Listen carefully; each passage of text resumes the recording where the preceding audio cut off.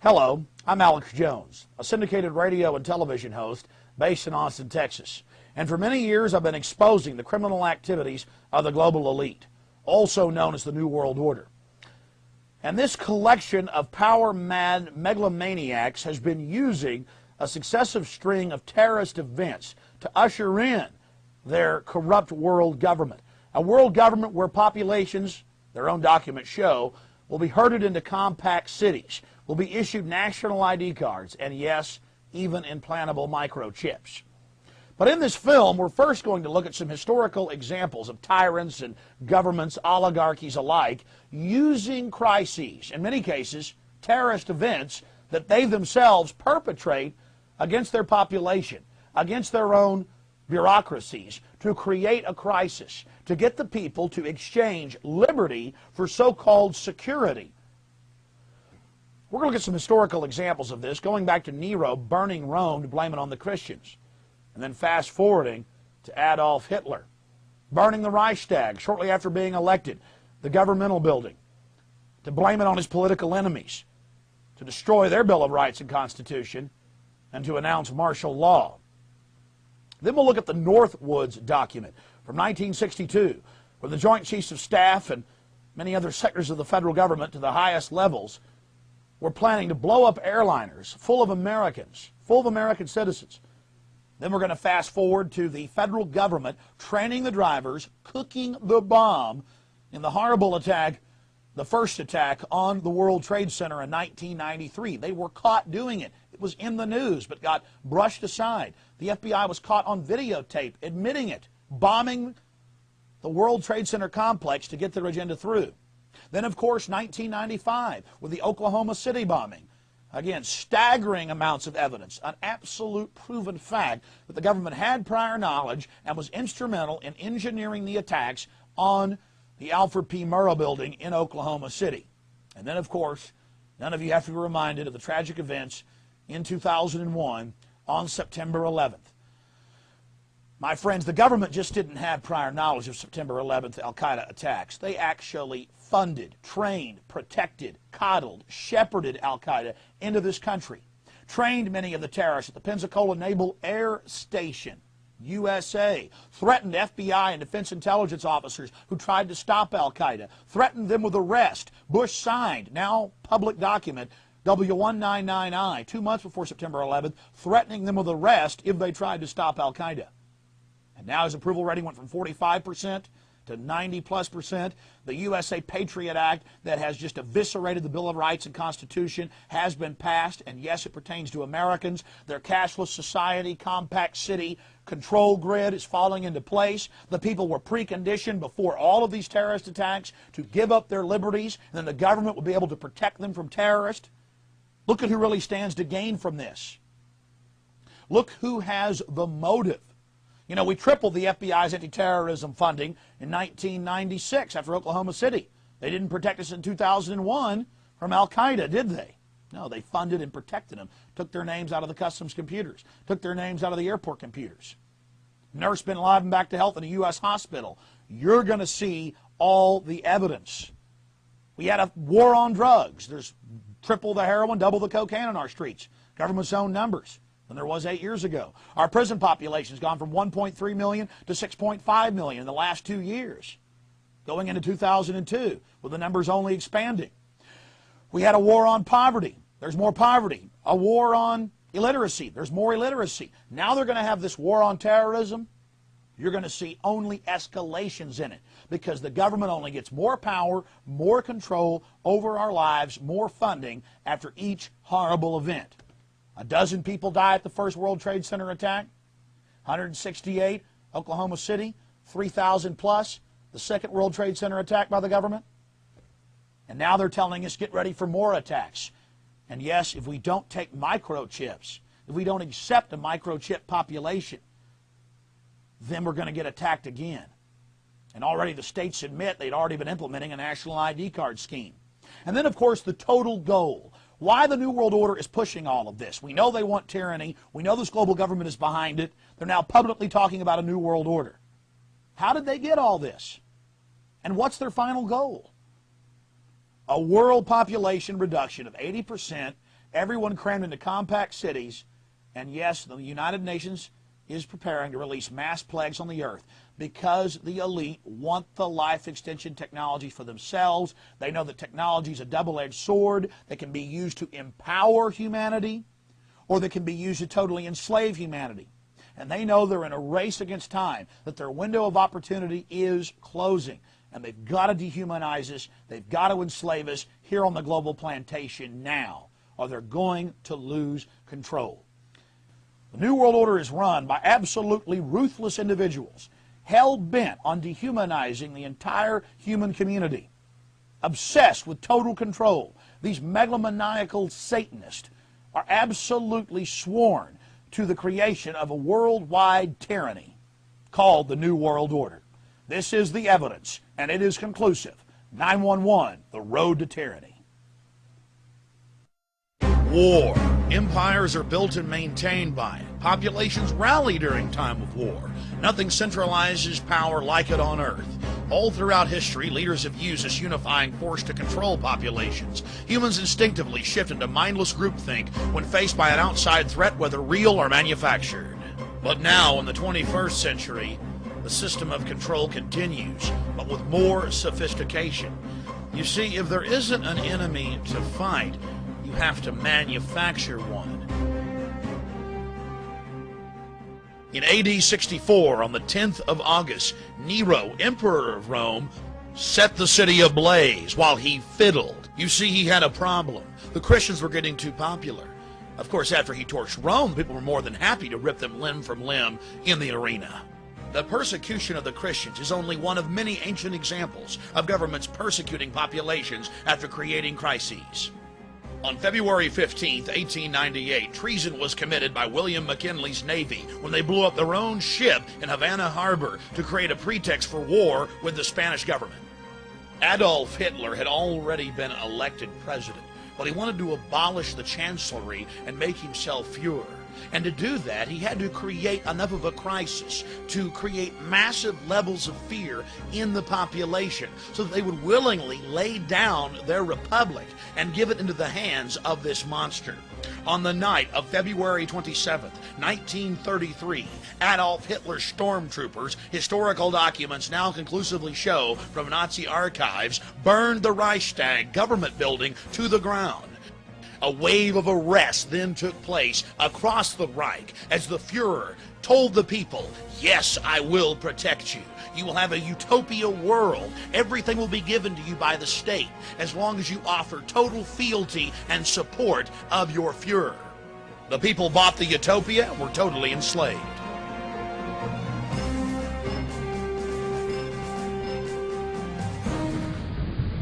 Yesterday, December 7th, 1941, a date which will live in infamy, the United States of America was suddenly and deliberately attacked by naval and air forces of the Empire of Japan. It may have been a surprise attack to the American people, but not to the federal government and the military. Months before the attack, they knew the Japanese were preparing for an all-out assault in the Pacific. And now even the History Channel admits, as well as any other historical record, that Roosevelt 12 days before knew the actual date of the attack. They had Admiral Yamamoto's communique saying on the morning of December 7th, we'll attack the Pacific Fleet at Pearl Harbor and deal a death blow. Roosevelt had campaigned on keeping America out of the war, but his backers had been funding the Japanese war machine for years, as well as funding and encouraging Hitler's blitzkrieg. They needed a global crisis to bring in a global government and the birth of the United Nations. That's why 6 months before the attack on Pearl Harbor, Roosevelt had the Naval Command remove the code-breaking machines from Pearl Harbor, as well as dismantle the radar. They had to have the crisis to create this global system of tyranny. Think of the dastardly deed they had committed, leaving our troops, our sailors, our boys to die. You see, the global elite had attempted to create a League of Nations at the end of World War I. World War II had to be bigger and on a larger scale, so the people would say, give us a global government to protect us from these horrible wars.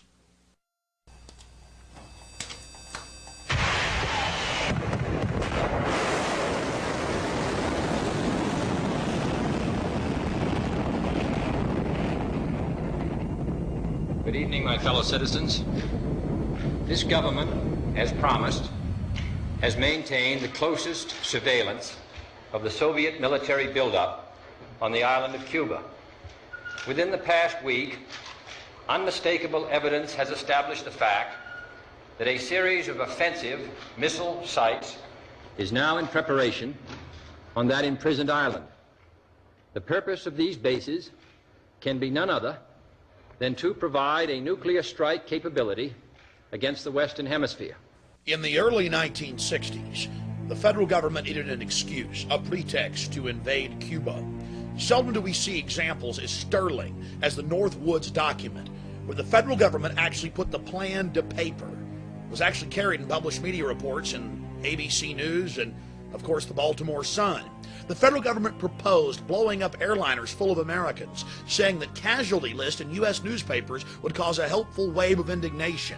The mad general, the architect of this plan, was General L.L. Lemitzer, Chairman, Joint Chiefs of Staff. He got approval for his Faustian plan all the way up to the Secretary of Defense. President Kennedy was not amused. In the plan, they elaborated on how they could bomb Washington, D.C. and blame it on Cuba.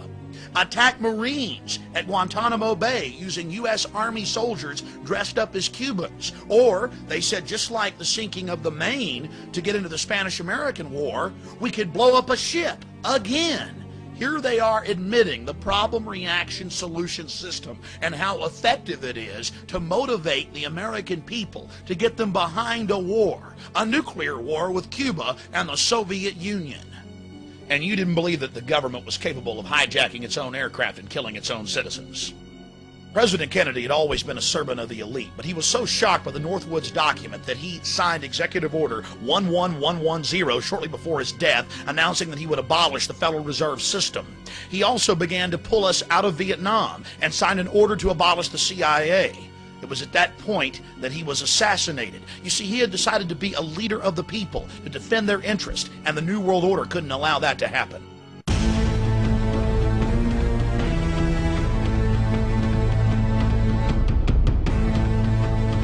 Now you'll see the evidence of the federal government targeting the World Trade Center twice. October 28th, 93, and October 31st, 1993, New York Times, as well as the December 15th Chicago Tribune. The federal government was actually caught on tape by their informants, ordering them to let the bombing go forward, to cook the bomb, to give the terrorists the detonators, to create yet another crisis, this time to usher in a police state and a war upon the American people. Unlike the Northwoods plan, the FBI actually carried out the attack on the World Trade Center in 1993. They actually hired a retired 43-year-old former Egyptian army officer, Ahmad Salam, and paid him $1 million and gave him real explosives, a detonator, and told him to build a bomb and to give it to the foolish people that he was controlling to allow them to attack the World Trade Center complex.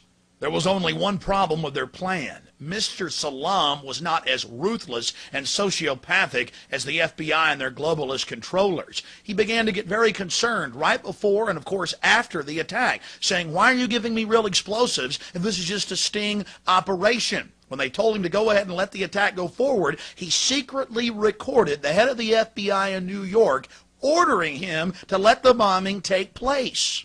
It's very important to understand that all the evidence you just saw is documented, 110%. It is part of the public record. The FBI admits it, but the media wrote a few stories about it. There were a couple of nightly newscasts. It was never heard of again.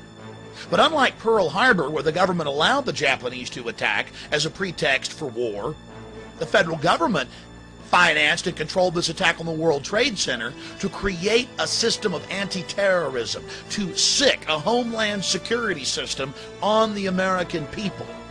There was only one problem.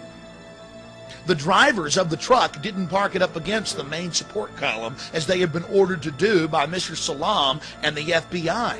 No, my friends, they parked it about a dozen feet away, and so it didn't bring down the building. And in consequence, they didn't get the massive death toll they needed to create the martial law system they were hell-bent on implementing against our constitutional republic and the American people. To the American people's horror, the feds finished the job on September 11, 2001.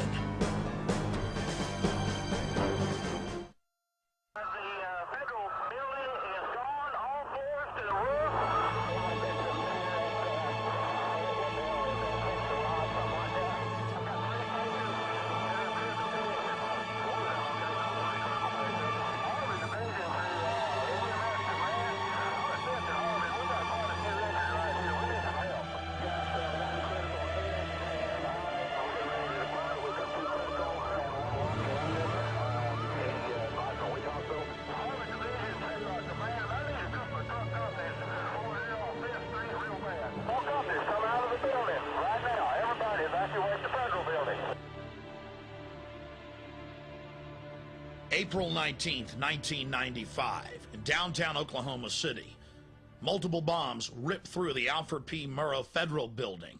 And as usual, federal fingerprints were all over this tragic event. Then President Bill Clinton, taking his orders from on high from the New World Order chieftains, needed a crisis to get his gun control agenda through, as well as his plans for a socialized America. Taking a page out of the Strong Men's Handbook, Bill Clinton knew that a crisis of this magnitude, endless images of mangled children, would pull on the heartstrings of the American people, and they would beg for the Anti-Terrorism Effective Death Penalty Act that he had failed to pass just a year before. The bill absolutely eviscerated massive sections of the Constitution and the Bill of Rights. We've been investigating this tragedy for over 6 years. The amount of evidence is staggering. Let's just hit some of the key points. Now let's get into it. Station that one explosion caused, because here's now what we are starting to learn about the succession, or what someone obviously hoped would be a succession of explosions. The first bomb that was in the federal building did go off. It did the damage that you see right there. The second explosive was found and diffused. The third explosive that was found, and they are working on right now as we speak, I understand, both the second and third explosives, if you can imagine this, were larger than the first. So try to imagine two or threefold happening what we've already seen there. It is just incredible to think that there was that much heavy artillery that was somehow moved into the downtown Oklahoma City Federal Building. Two other explosive devices were found that were not detonated, and they were larger than the first. think he said another bomb. Oh my God, another bomb. We just saw, if you were watching there was a white pickup truck backing a trailer into the scene here. They're trying to move people out of the way so they can get it in. Appears to be the Oklahoma County Bomb Squad. It's their bomb disposal unit, essentially, is what it is, and it is what they would use to, if the report that we gave you just a few moments ago turns out to be correct, that they have found a second explosive device of some kind inside this building. They'll back that trailer down there, and the bomb squad folks will go in, and they will use that that trailer. You see the bucket on the back there, sort of, this is how they would transport the explosive device away from this populated area to try to do something with it. The Justice Department is reporting that a second explosive device has been found in the A.P. Murrah building in downtown Oklahoma City. Mike, you're still with us, aren't you? Yes, I am, and I might tell you in addition to that, in fact, what we were told at the scene a few minutes ago was that, in fact, 2 different explosive devices were found in addition to the one that went off. So a total of 3, A total of 3. Now confirmed through federal authorities that a second bomb has been found inside that federal building in Oklahoma City. It was an explosion at 9 o'clock this morning that did that damage you're looking at right there, blowing off the entire north face of that building.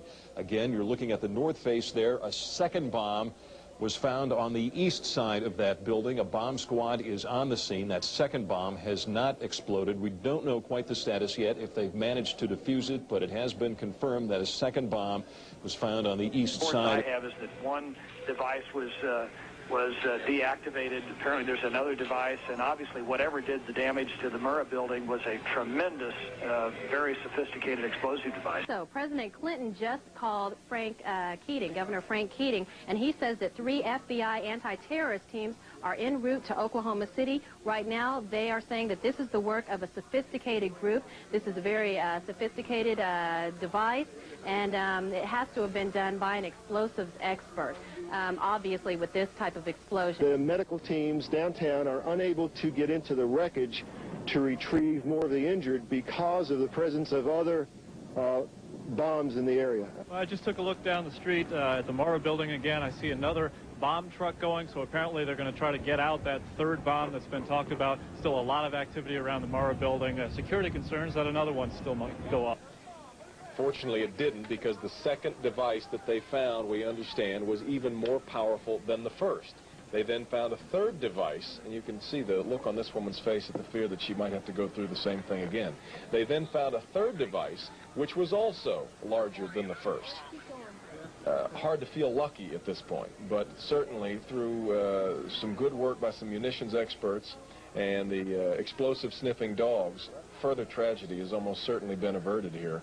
But it was a great stroke of luck that we actually have got diffused bombs. It's through the bomb material that we will be able to track down who committed this atrocity. It would have been an incredible help to have been able to get a hold of those unexploded bombs. Unfortunately, the BATF, according to police and firefighter testimony, were inside removing them and spiriting them away because they had to keep their story straight that there was only one bomb, a truck bomb. Out of hundreds of people we interviewed, we couldn't find a single person who said they'd heard only one explosion.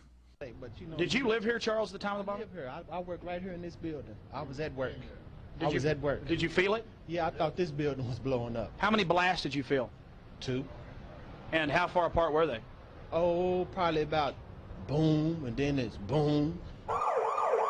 It's a historical fact, part of the public record, that there were multiple devices inside the Oklahoma City building, and that there were at least 2 explosions. The emergency radio transmission transcripts show clearly that the police and firefighters were on the record witnessing the BATF removing unexploded devices. But you see, we have the actual scientific fact. We have the University of Oklahoma's own seismograph reports, as well as the U.S. Geological Survey reports. 2 different scientific institutions showing multiple explosions. But you see, McVeigh would have had to have had accomplices, and that didn't fit in to the federal story, especially if the reality showed that it had to be somebody who had access to a federal building for long extended periods of time.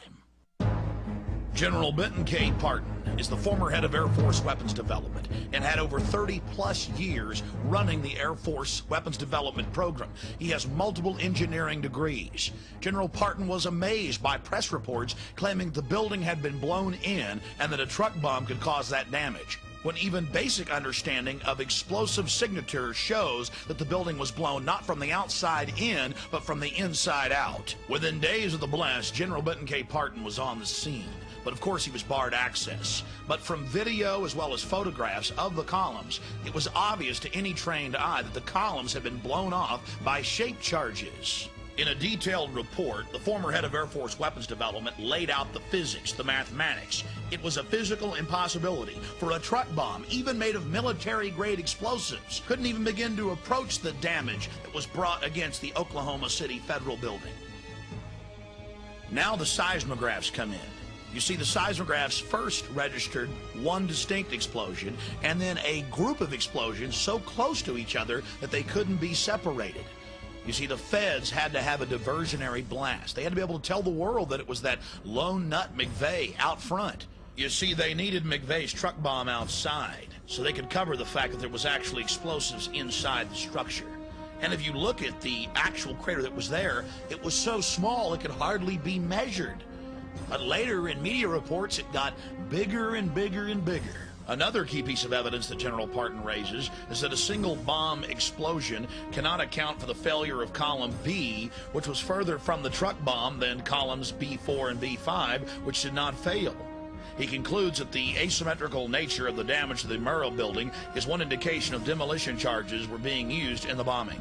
In modern history, literally thousands of structures of every type and design have been destroyed commercially to make way for new structures. But that didn't matter to the BATF, the federal government, and the media. They turned structural engineering on its head, demanding, telling the world that a single truck bomb actually did this damage, and with this signature that clearly showed that the building had been blown out, not in. Not only was the scientific and engineering world in shock disbelief, the general public wasn't buying the story because they'd seen what had happened. Now let's go to an actual news report the day of the tragedy.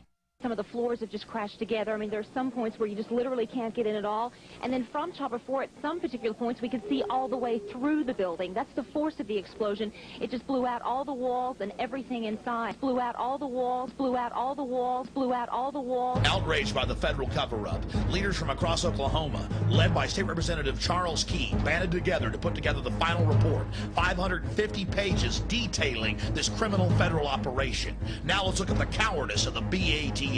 You see, they got a warning, but they didn't pass it on to the children in the daycare center. What he told him is that he thought that they had received a tip that morning of the bomb.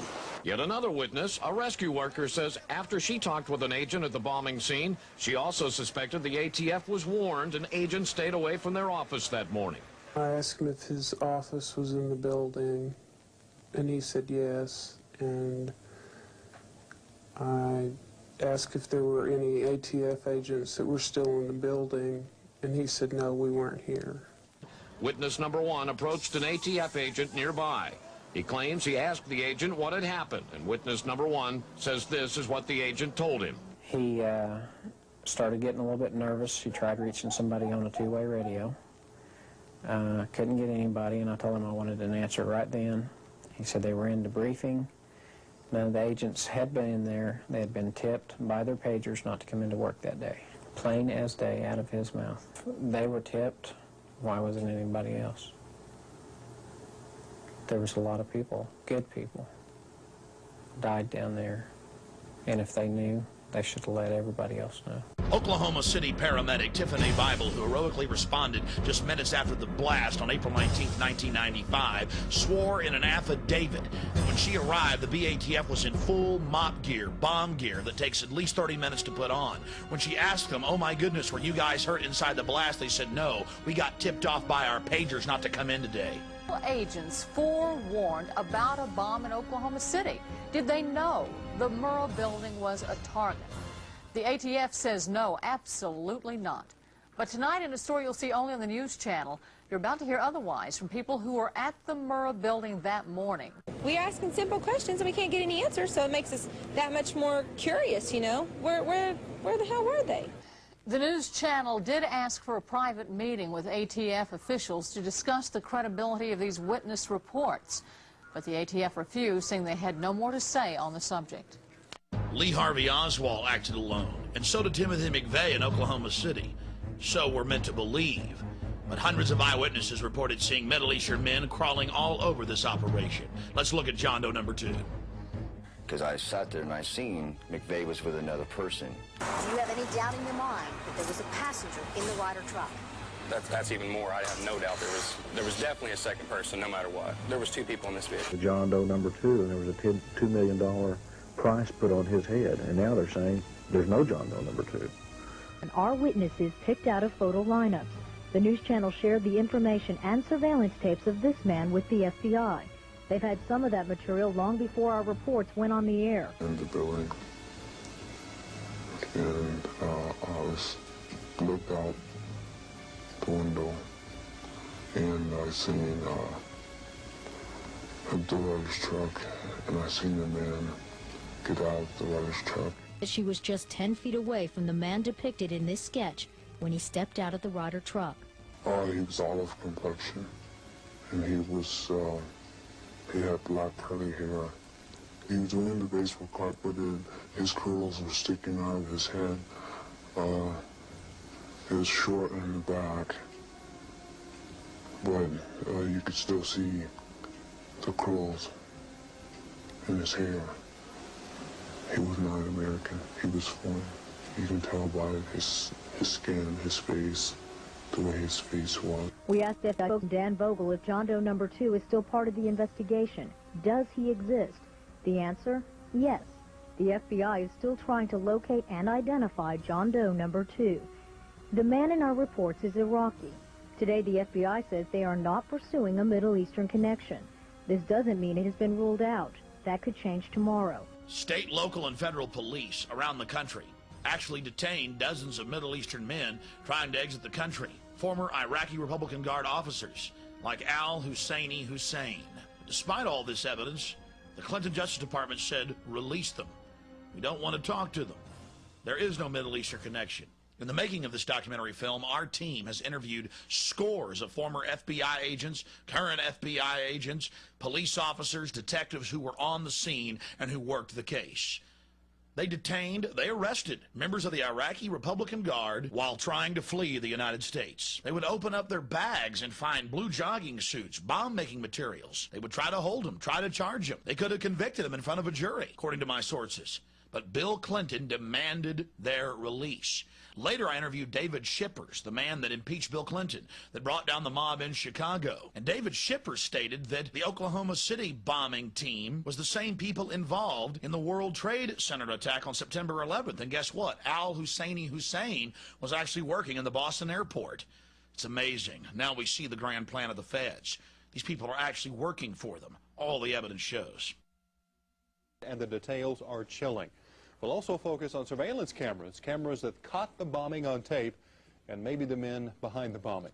The News Channel has new information tonight that there's a chance surveillance tapes could be the smoking gun evidence. Now, we asked candid questions in a rare face-to-face meeting with ATF officials close to the investigation. We learned that video collected from downtown businesses the morning of April 19th may someday be played before a jury. Officials won't say who or what exactly is on the tape. However, numerous sources have confirmed the tapes exist and that they reveal more than one bomber. So what evidence are they asking for? They're asking for video taken from the Ryder truck from the Rigi Towers. Well, Kevin, it's a question we've all been asking. We've been asking that question since we first broke the story that surveillance cameras aimed at the federal building could have captured all those involved on tape. Now, sources have confirmed those tapes exist and that they show more than one bomber. The FBI also confirmed those tapes exist when they refused to release them, claiming the video is part of a criminal investigation. And now, for the first time, we get an on-the-record response from the head of the Dallas office, ATF. We learned that videotape could be unveiled as part of the prosecution's case. No officials will discuss specifically what's on the video, but we have been able to recreate some of what may have been captured by downtown surveillance cameras through the eyes of the witnesses. Now, you're looking at a computer recreation of the final movements of the Ryder truck according to the people who crossed its path at 5th and Harvey, moments before the explosion. Tonight at 10, the witnesses will detail their memories of how they believe the suspects carried out the crime and made their getaway. Now, all these accounts share a common and unsettling similarity.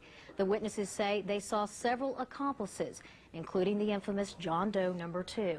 ATF officials tell us the elusive John Doe is still part of this case, but will not comment any further. However, they did tell us that there's a lot about this case we don't know yet, information you can't find in the indictments against Timothy McVeigh, Terry Nichols, and Michael 48. It was just hours after the bombing when the news channel first told you about the possibility that surveillance cameras may have captured the explosion and the killers on tape.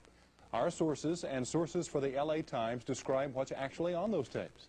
The information shows some huge surprises, the biggest that it may have been John Doe number 2, not Timothy McVeigh, who detonated the bomb.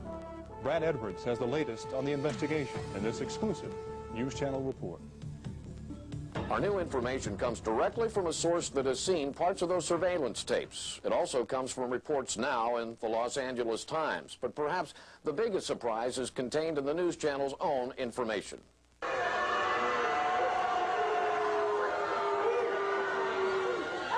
Timothy McVeigh was not the last person to leave the Ryder truck.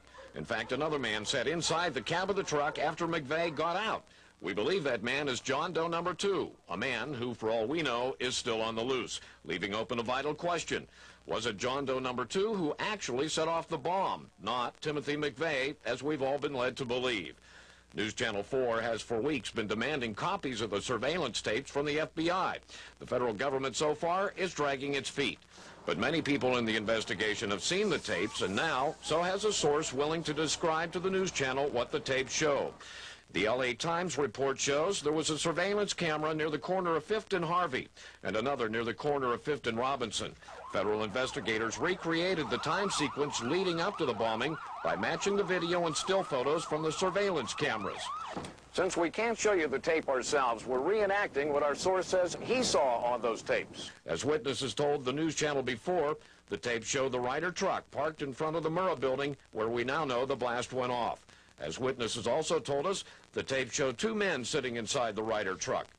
A man strongly resembling Timothy McVeigh gets out of the driver's side, steps down. He then appears to have dropped something on the step up into the truck. He bends down and appears to pick something up off the step. Then he turns and walks directly across 5th Street toward the Journal Record building. All this time, John Doe number 2 is still inside the Ryder truck's cab, sitting on the passenger side. Time passes. The surveillance tape is time-lapse photography. Without knowing exactly the time interval between shots, our source can't be sure how long John Doe number 2 sat in that cab. What was he doing all that time? Then the tape shows John Doe number 2 getting out of the passenger side of the Ryder truck. Again, the tape shows that a bombing witness accurately described what happened next to News Channel 4. Standing in the building, and I looked out the window, and I seen the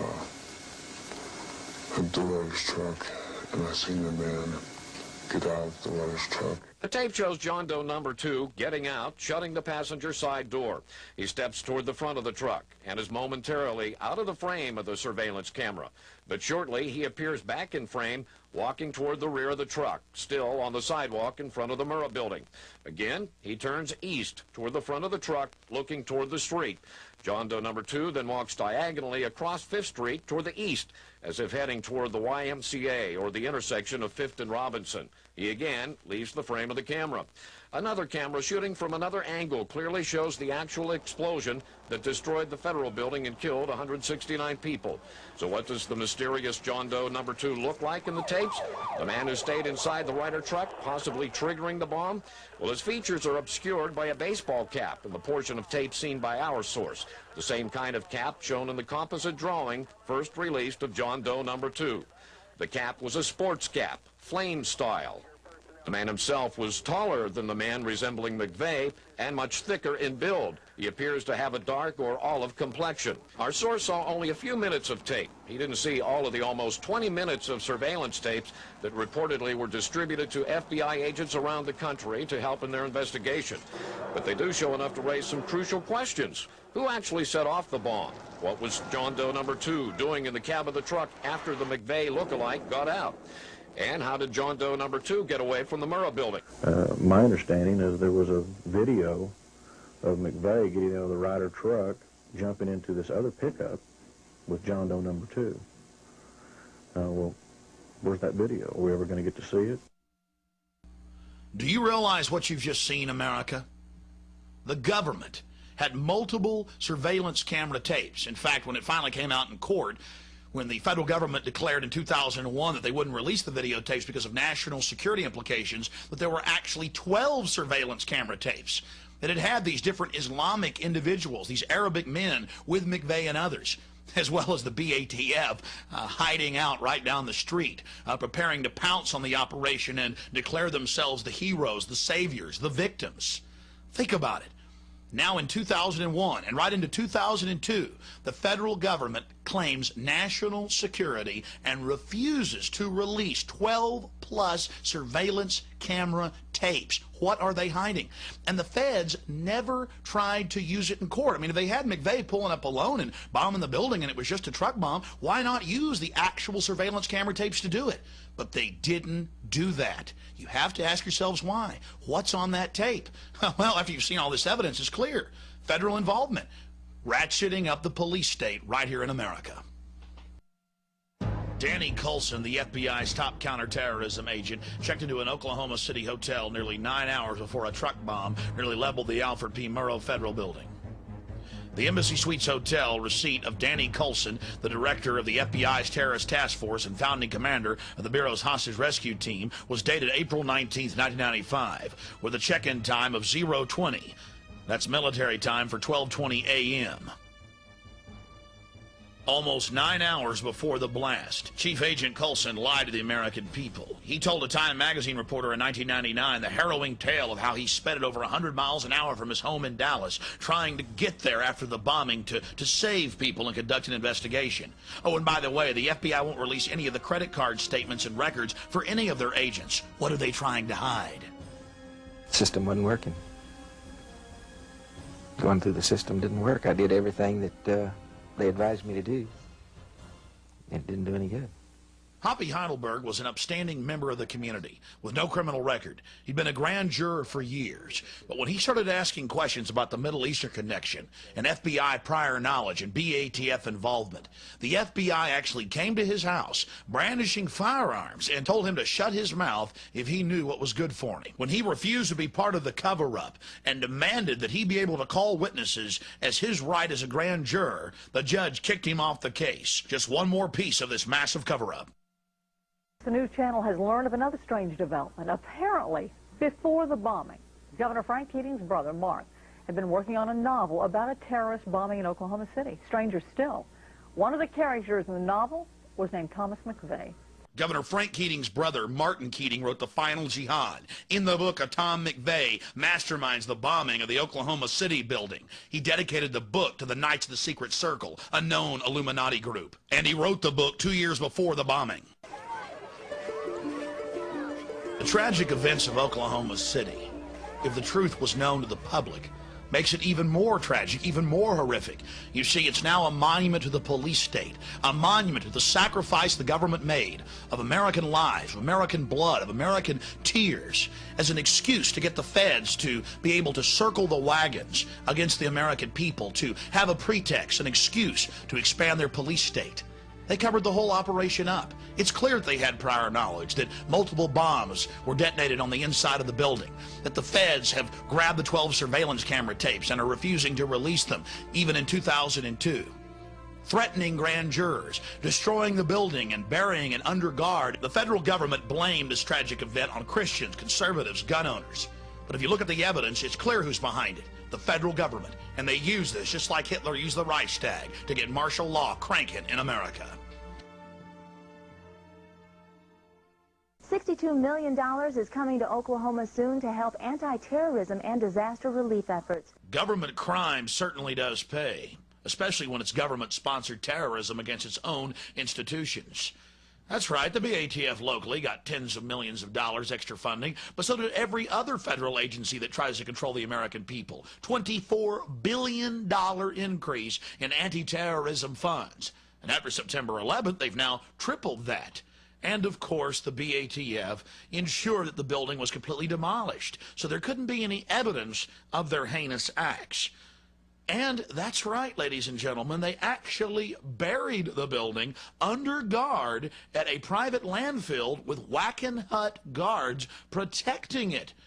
From A to Z, federal fingerprints all over it, and doing everything they can to suppress the truth. For Bill Clinton, the servant of the New World Order, whose approval rating exploded after the attack, and his attack dog, the butcher of Waco, Reno. She was very happy to blame it on Christians and conservatives and gun owners. It was her excuse to expand federal control over local police and to merge the military with the police in new giant anti-terrorism training camps where the military and the police prepare for mass gun confiscation and extermination of the American people. Evidence of that's coming up later. Oh my God! Oh my God! You've seen the evidence of government-sponsored terrorism throughout history. Now let's take a closer look at what happened on September 11th, 2001, and how it's being used to usher in a new world order.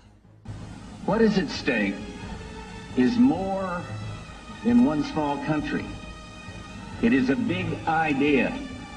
A new world order where diverse nations are drawn together in common cause to achieve the universal aspirations of mankind: peace and security, freedom, and the rule of law. Out of these troubled times, our fifth objective, a new world order, can emerge. Now we can see a new world coming into view. A world in which there is the very real prospect of a new world order. The Council on Foreign Relations, known as the CFR, an organization publicly sworn to destroy American national sovereignty and usher in a tyrannical world police state, could not contain their glee on September 12th, the day after the tragic attack. They announced their new world order. There is a chance for the President of the United States to use this disaster to carry out what his father, a phrase his father used, I think, only once, and hasn't been used since, and that is a new world order. There it is, the CFR actually admitting that this crisis was helping them to bring in a new world order, global government. And how would they get that job done? You see, for decades, going back to Jimmy Carter and Brzezinski, the national security advisor, they had been breeding, creating these terrorist organizations, funding them and training them to attack America.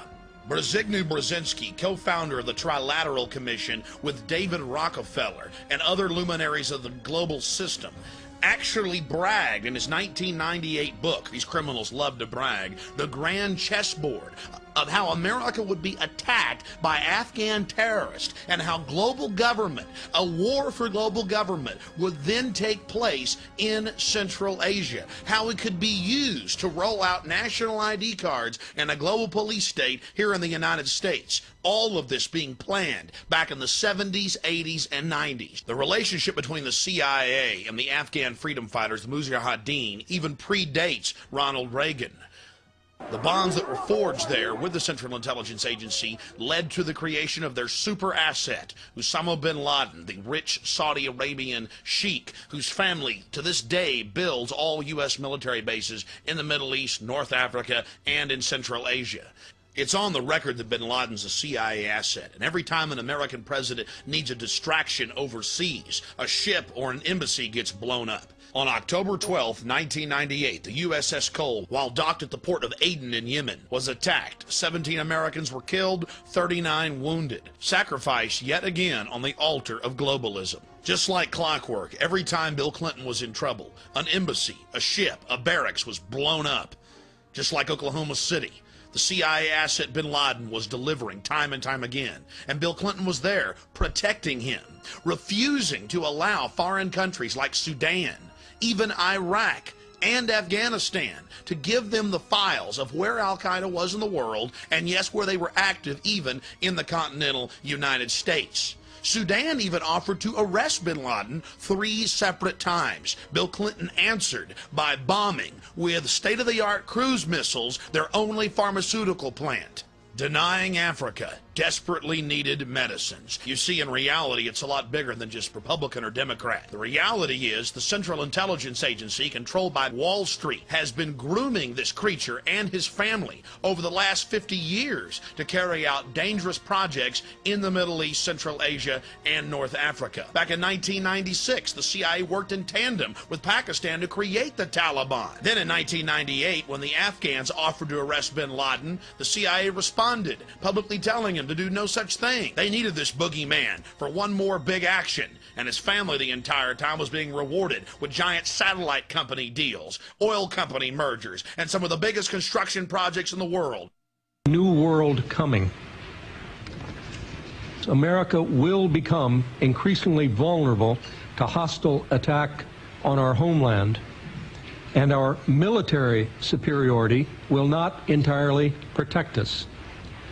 Americans will likely die on American soil, possibly in large numbers. Americans will likely die on American soil, possibly in large numbers. Possibly in large numbers. Possibly in large numbers. Shortly after September 11th, witnesses came forward documenting that bin Laden had actually met and planned the September 11th attacks with the CIA for 10 days in Dubai in an American Army hospital. French intelligence was so upset by what they had learned that they actually got media reports published before September 11th, specifically warning that bin Laden was planning to hijack aircraft and fly them into tall buildings in downtown Manhattan, as well as the Pentagon. Of course, the Pentagon, the Defense Department, didn't need to be warned. First media reports that came out said that 5 of the hijackers had been trained at the Pensacola Naval Air Station. Later media reports in the Pensacola News Journal confirmed that 3 of the hijackers had been trained at the Pensacola Naval Air Station 2 years before September 11th. The San Francisco Chronicle also reported that one of the top lieutenants of Al-Qaeda was actually an FBI asset, not to mention a member of the U.S. Army.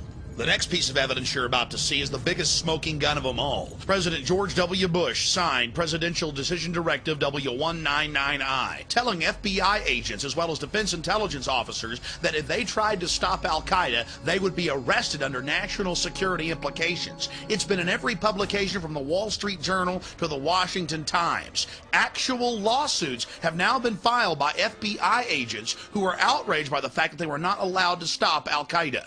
The global crime syndicate that George W. Bush and his family fronts for has everything to gain from the September 11th attacks: a national ID card, a national control grid, a cashless society. It's part of the public record. George Bush signed the documents threatening defense intelligence and FBI agents with arrest if they stopped Al-Qaeda. This is the most absolutely treasonous, treacherous thing he could possibly do. George Bush is a mass murderer. Before the Bush administration shut him down, CNN's American Morning with Paula Zahn actually reported that FBI Deputy Director John O'Neill resigned because he felt the U.S. administration was obstructing the FBI and their attempt to stop Al-Qaeda.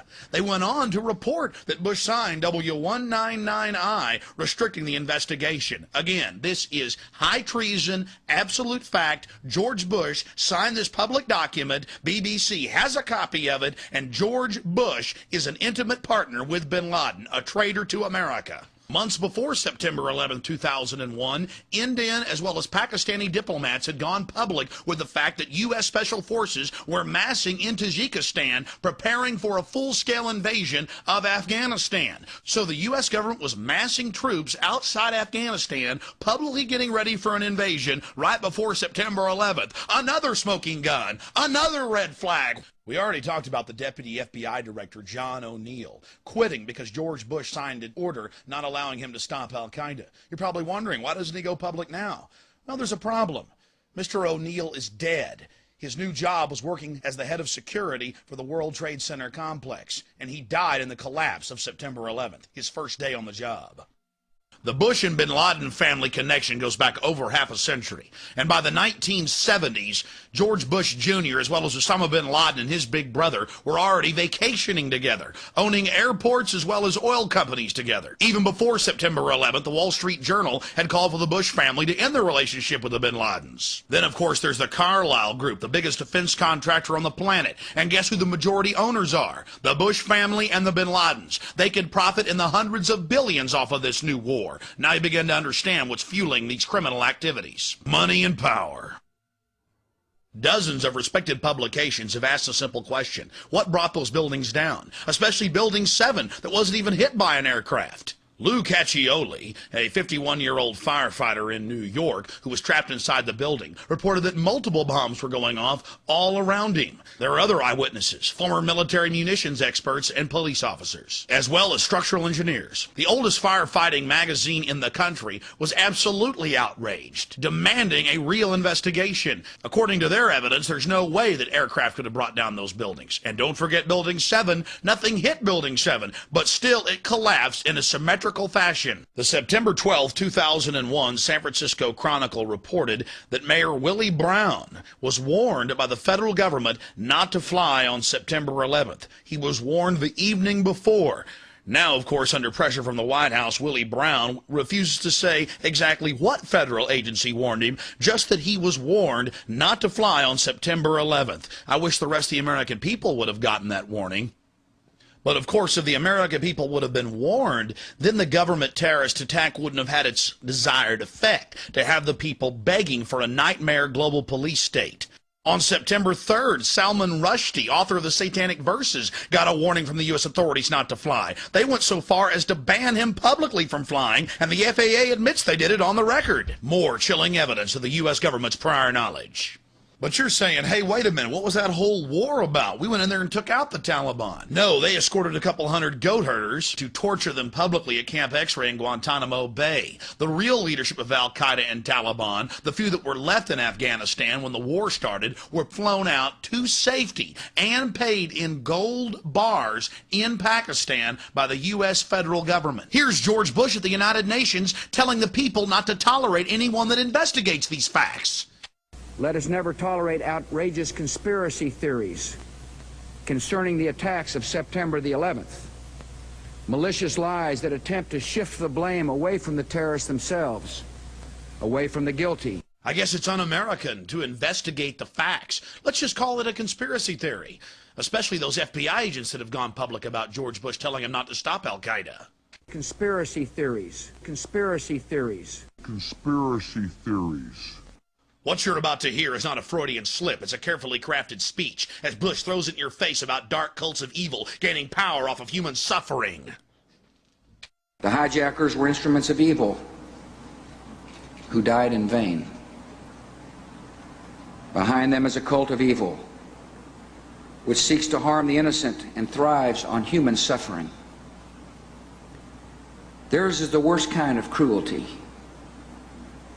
The cruelty that is fed, not weakened, by tears. Theirs is the worst kind of violence. Pure malice while daring to claim the authority of God. We cannot fully understand the designs and power of evil. It is enough to know that evil, like goodness, exists. And in the terrorist, evil has found a willing servant. Evil has found a willing servant. Evil has found a willing servant.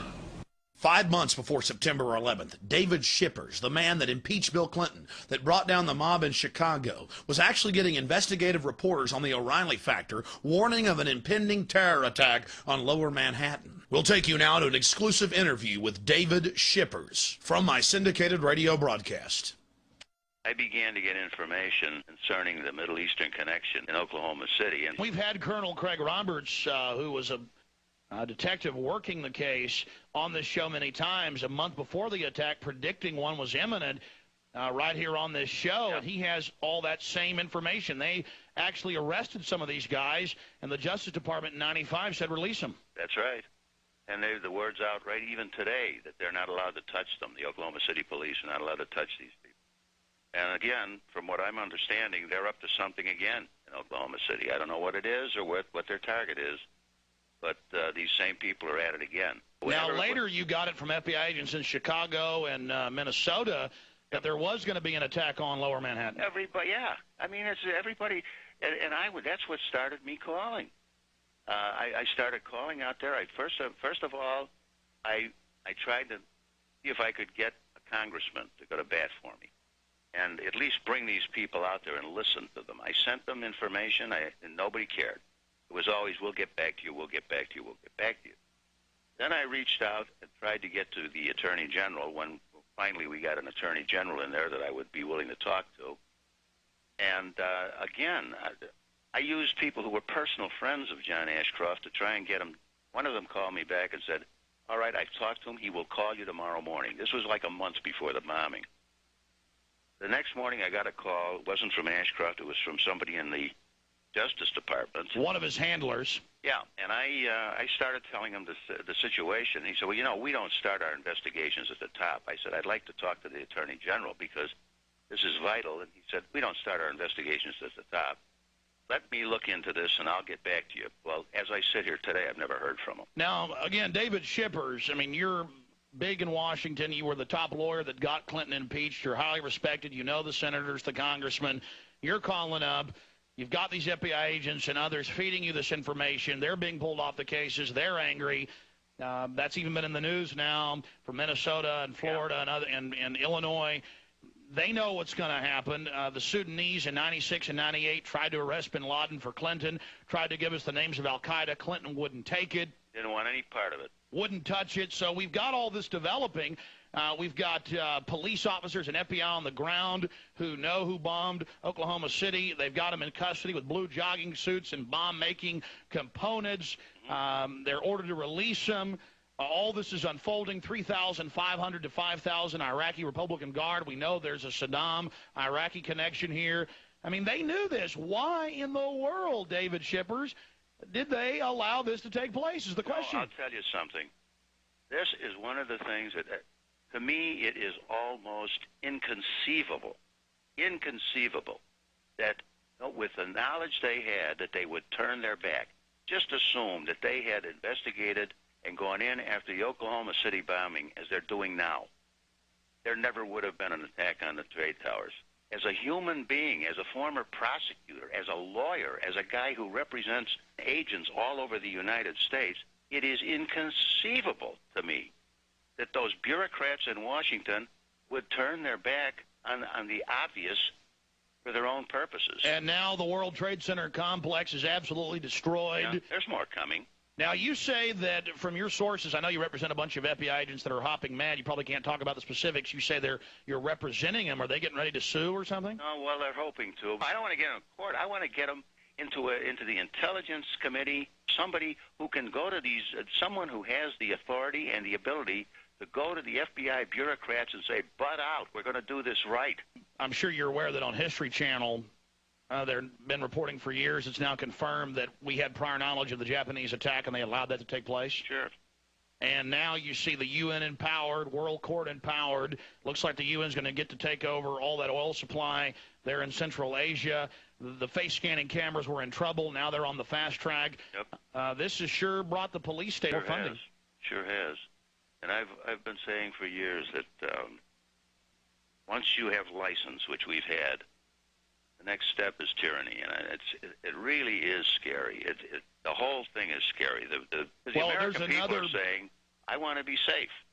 And I will, who was it, Ben Franklin said, if you give up your liberties for security, you will eventually lose both your security and your liberties. Absolutely. What was the intel you were getting from these agents? What were they saying? This agent here in Chicago filed the affidavit where he laid out the whole way that the money moves, the way that it's handled, how it comes out of the Middle East into the Chicago area, not only Chicago, but into the United States, how it's covered, how the operatives are covered, and then how the money gets back, how it's transferred back, and where it's kept while it's here.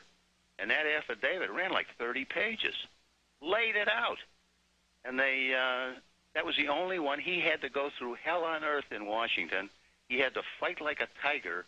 Everybody in his own bureau and in the Department of Justice was against him, and still. Now, the FBI agents in Minnesota knew about all this and had the evidence, but they couldn't even get a wiretap or a warrant to search these guys. Exactly.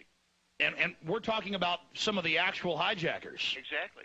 And this, and then this woman that was talking to me, she had other contacts who were in naval intelligence and in other areas, and she was reporting that there was one of these terrorists that was involved or connected with the bombing in Oklahoma City was working at the Boston airport. One of my, a friend of mine who happens to be an agent, had information showing that there were Hamas operatives working in baggage in areas at O'Hare Airport with free access to any part of the airport. But no one would listen. Clinton and his boys didn't want the United States to realize that Flight 800 was a terrorist attack and that the Oklahoma City was a terrorist attack because they didn't want to have to admit that the intelligence of the United States was totally destroyed. Well, Craig Roberts says it best. They wanted to demonize the patriots, the Christians, and create this internal security force to watch Americans because, oh, the precious Arabs, they can't do anything wrong. That's exactly what they started. Remember, I forget what nitwit it was that came out and said, you know, you can really blame some of the Rush Limbaughs and the talk show hosts who are fomenting this terror. Well, that was Bill Clinton.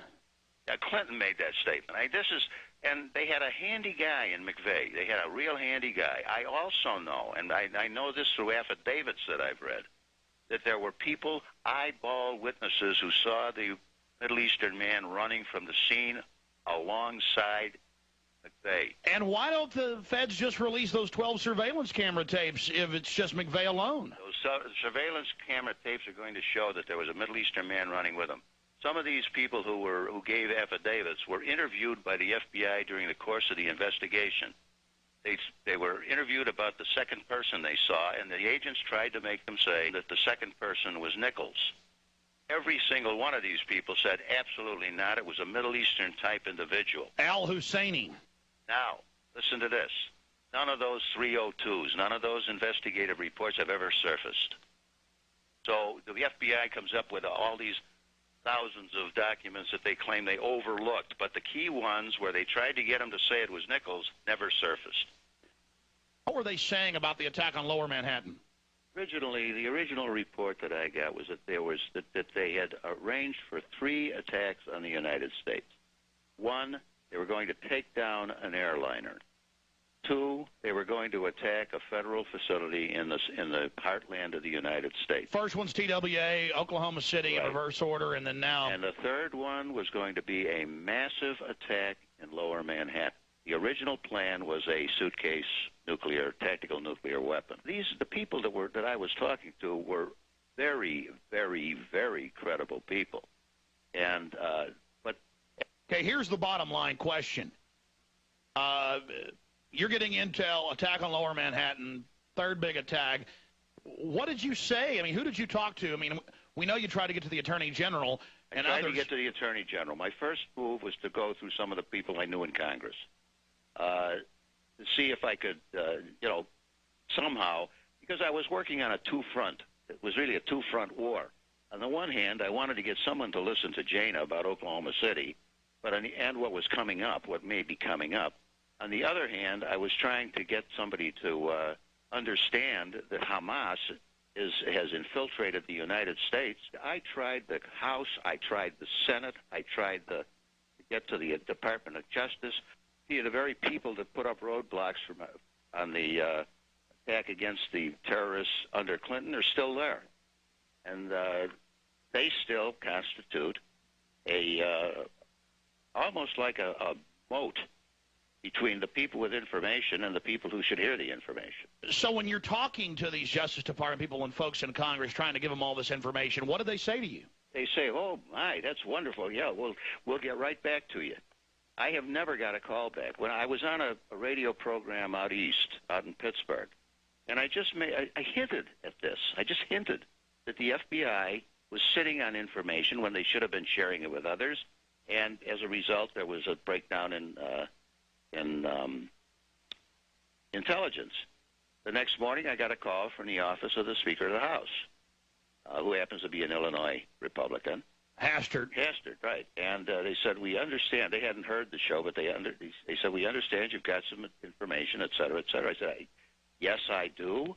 I would really like to share it with somebody.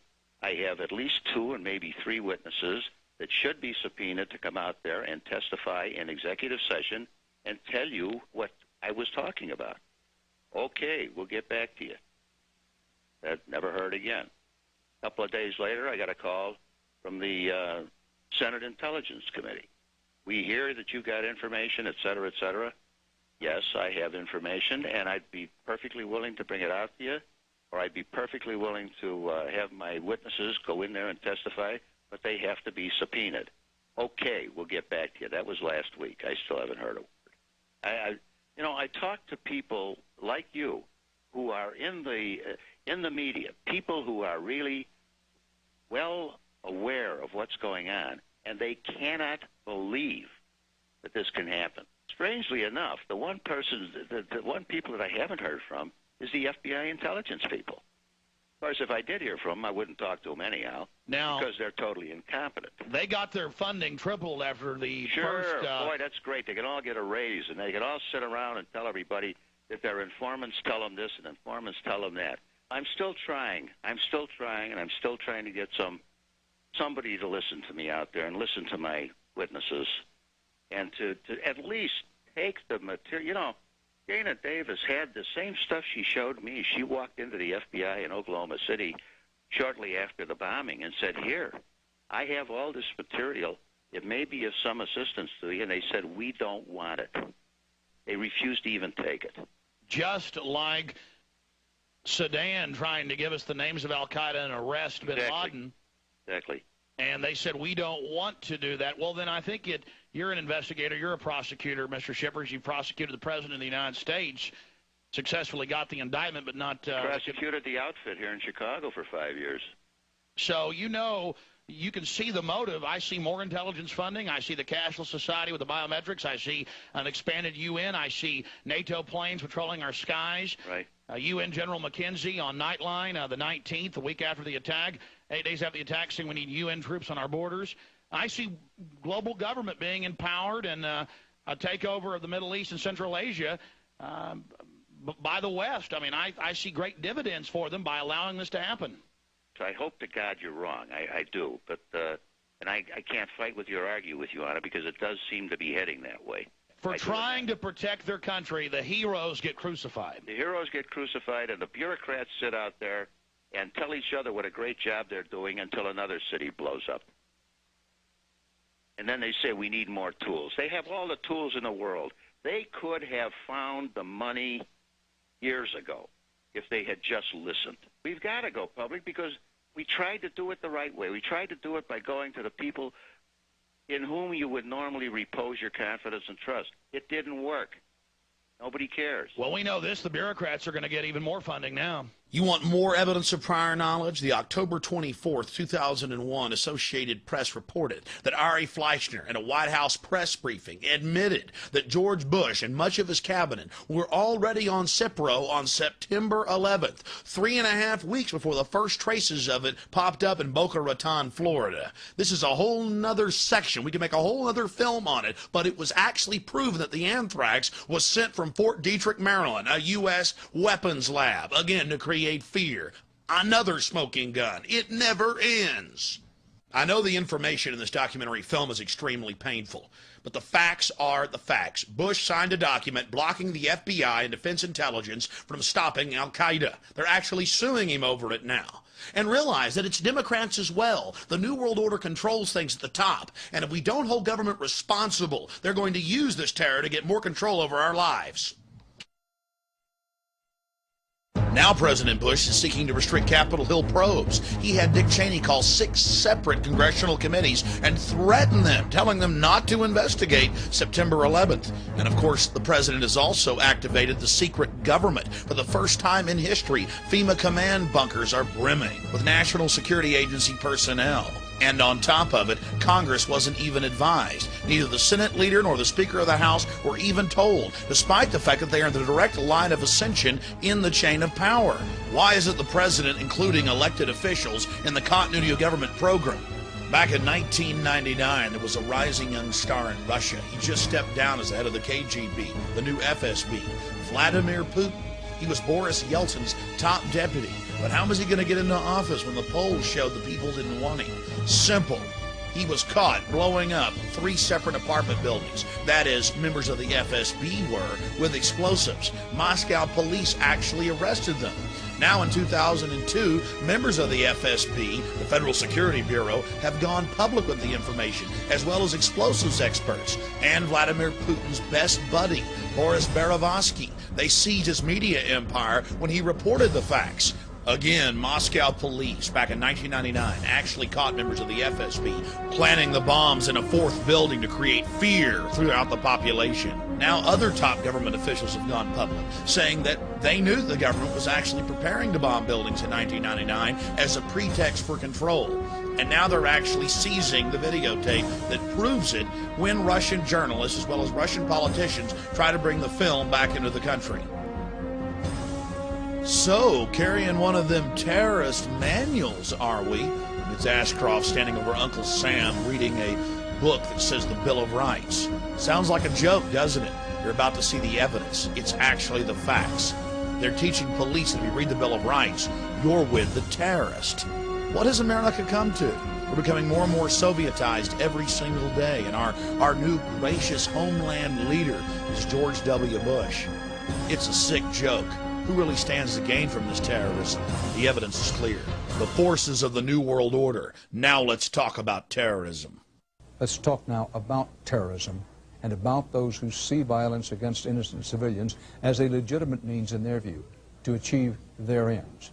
This new law that I signed today will allow surveillance of all communications used by terrorists, including emails, the internet, and cell phones. The answer is yes. It's a war we have to win if we're going to protect the people of this country. I think the real issue is, what do we sacrifice, what do we give up in the process? So there is going to be a continuing trade-off between security and liberty and freedom going forward in the 21st century. Security is having this discussion right now with the political leaders, and we're probably going to be asked to do some things that many people might not like, because it's going to call into question some of the freedoms that we have had. Politics of terror. In the 20th and 21st century, inspection of any major terrorist event reveals that it is actually governments financing terrorist organizations to get a desired political outcome, to condition their population to accept higher levels of control. You've seen Hitler, Stalin, Mao, you've seen them all do it throughout the 20th century. And now in the 21st century, they're telling us it's going to be the century of terror and the century of a new world order. Look at the U.S. government. They tell us to give up our rights while our borders stay wide open, while tens of millions of people pour across our borders, come in through our ports, and land on airplanes. They have the nerve to tell American citizens that we must accept a national ID card in the name of safety. Use some common sense. The government tells us to leave the borders open even after September 11th and then treats us like slaves. Doesn't make any sense unless you're a slave master. You see, ladies and gentlemen, you have been declared the terrorist. You're looking at an FBI flyer, and they've gone out nationwide, where the FBI actually states that Christians, conservatives, gun owners are part of terrorist organizations. Defenders of the U.S. Constitution are listed as terrorists. If police encounter them, call the FBI anti-terrorism hotline immediately. Even defenders of the U.S. Constitution, people that make numerous references to the U.S. Constitution. Wait a minute, I thought police swore an oath to protect and defend the Constitution. Not in the new America, not with an America with a big fat K. Face the facts, America. You are the terrorist. Abby Newman claims the checkpoint was unconstitutional. State police say the stop was legal, and Newman took it too far when she assaulted them. You can take a look at the video from the trooper's car, taken here from the website Infowars.com, and judge for yourself. Notice that the media wouldn't show a full screen, so no one could tell what was actually happening. We'll show you what really happened. I need to know who you are. No, you don't. Yes, ma'am, I do. I'm not speeding. I am not intoxicated. I have given you no reason to stop me, and this irritates me. And I would be very happy to go into town and talk to the supervisor. Sir, you cannot. You cannot. This is my... Step out of the vehicle. No, sir. You cannot reach into this vehicle. Sure I can. You cannot. I got to know who you are. You do not. I must know who you are before you can go down the road. I have not broken any laws. I have not accused you of breaking any laws, ma'am. You just reached in my vehicle and opened this door and are I have no idea who you are. The officer admits she's done nothing wrong, but she still must present her papers, all part of being guilty until proven innocent. I need to know who you are. Do you have a driver's license? You just proved to me you don't have probable cause because you don't avoid... Okay, shut your ignition off for me. Pardon me? Turn your car off for me. Why do I have to... Because I'm asking you to turn my car off. You are violating my United States constitutional rights. Any laws that go contrary to the United States Constitution are null and void, and I do not have to submit to them. I am not intoxicated. You have already stated you don't know who I am, so therefore... That's the whole point. I don't know who you are. I've told you who I am. Okay, this is an approved checking detail site. Are you going to tell me who you are? No, sir. You're not going to tell me who you are? You have not charged me with anything. You've not told me I've done anything wrong, and I do not owe you that, sir, because I don't serve you. You serve me.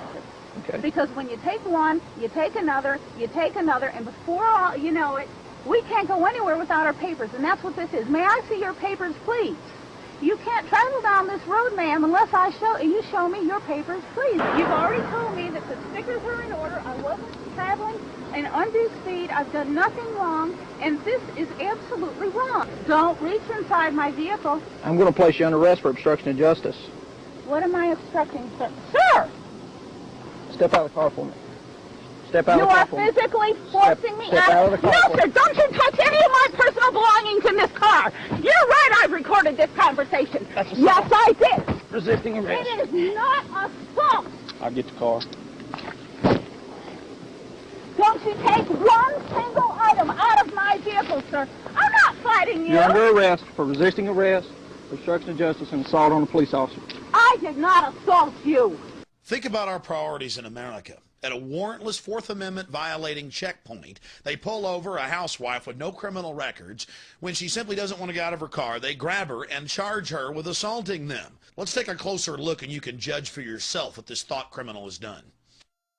Sir! Step out of the car for me. Step out you of the car are for me. physically forcing me out of the car. No, sir, don't you touch any of my personal belongings in this car. You're right, I've recorded this conversation. Yes, I did. Resisting arrest. It is not assault. I'll get the car. Don't take one thing You have the out right of to this remain vehicle. silent. Anything you say can and will be used against you in court. You have a right to speak to an attorney and have him present while you're being questioned. If you cannot afford to hire an attorney, one will be appointed to represent you without any cost to you before any questions if you desire one. Do you understand those rights as they've been read to you? Do you understand your rights as they've been read to you?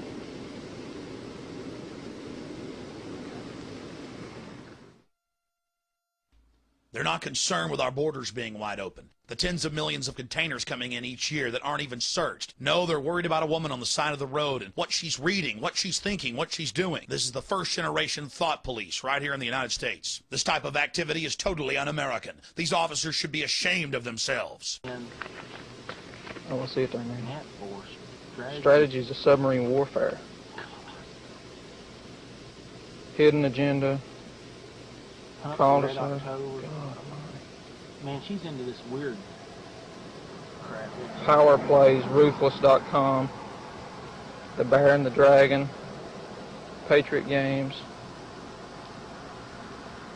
Here's where things really get interesting as they begin to dig through her car and find what they consider subversive material. Well, I just will get a record started. Yeah. You don't ask her, you just want to get the next one. I want to get the next one. She's invoked her right to remain silent, even though she don't believe in our laws. Even though she don't believe in our laws, no, trooper, it's you that don't know our laws. You're the one that's overthrowing our Constitution, our Bill of Rights. Our country was founded on people not being stopped like criminals, like peasants of being searched. The right of the people to be secure in their persons, houses, papers, and effects against unreasonable searches and seizures shall not be violated, and no warrant shall be issued but upon probable cause. You wouldn't believe all the paraphernalia in here. I mean, look at this clipboard right here. Check me out. Comment upon voluntary nature of Social Security. It's a whole riot act on why you don't have to have a Social Security card to pay in the Social Security. She's just anti-government, yeah. She apparently belongs to some kind of a clan or something. Militant group. Yeah. It's Dixieland Law Journal, Constitution Society. I mean, all kind of compulsory production of documents. anti-government, a member of the Klan for knowing her constitutional rights, for being a member of the Constitutional Society. The FBI training of our police has really paid off. I mean, this is... She's definitely studied on it, hasn't she? I'm telling you what is the truth. I wonder if I can keep that for any reason. Well, is it evidence of a crime? You know, if it relates back to obstruction of justice, I would say yes. I mean, I think obstruction of justice is... That would be the appropriate charge. Good. Yeah. And that relates to it. That's why she did it. I mean, it may actually... She may be the one that would want to bring that to court. I don't know. I don't know either. I mean, it'd probably be fine reading, but I'm not sure if I can seize it or not. Yeah. I don't know that this is illegal. Exactly. I think she can read that all. Yeah. I think she can read it all she wants to. Now this, if they've actually outlawed that is, and I think they have. Abby Newman was vindicated by a jury of her peers and found not guilty of assault on a royal police officer and of resisting arrest.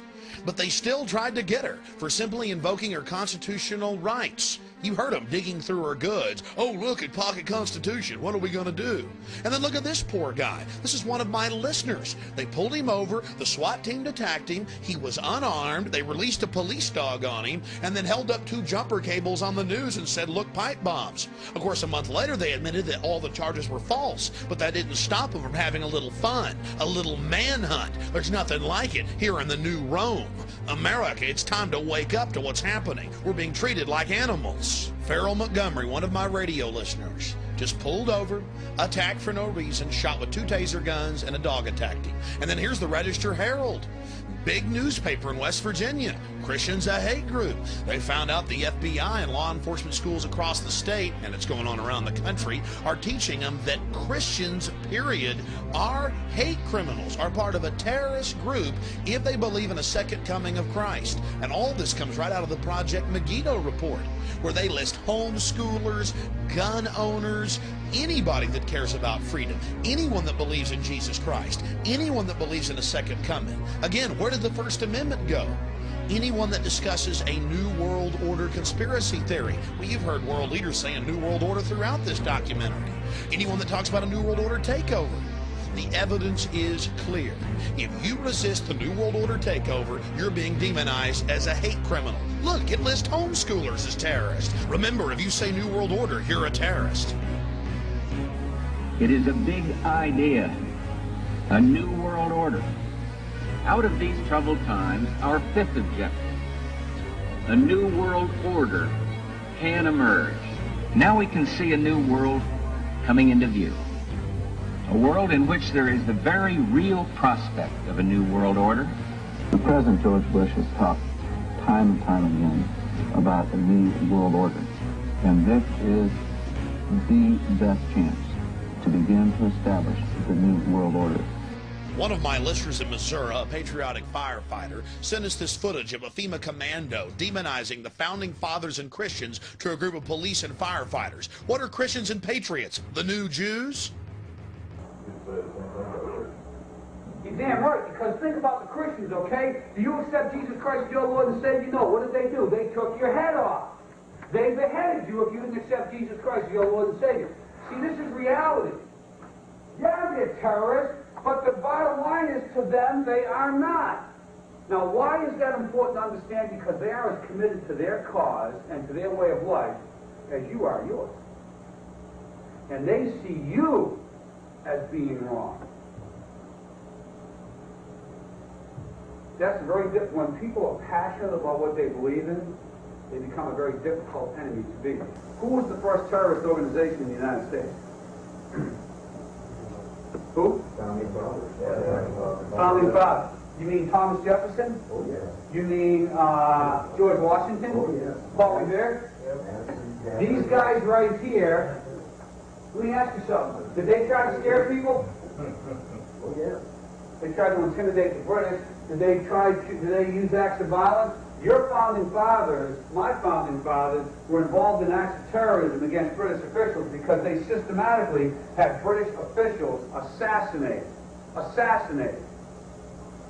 The guys who we call our founding fathers, George Washington, Mr. Honest, who cut down the cherry tree and admitted it, is the same guy who signed death orders, if you will, on members of the British government, the British Crown, who they wanted to eliminate because politically they had influence in certain pockets of the United States, at that time the 13 colonies, and they wanted to divide and conquer. They may get a whole lot of civilians, and hey, I'm going to be honest with you, okay? If they killed 10,000 civilians tomorrow with a biological agent, that's too bad for them.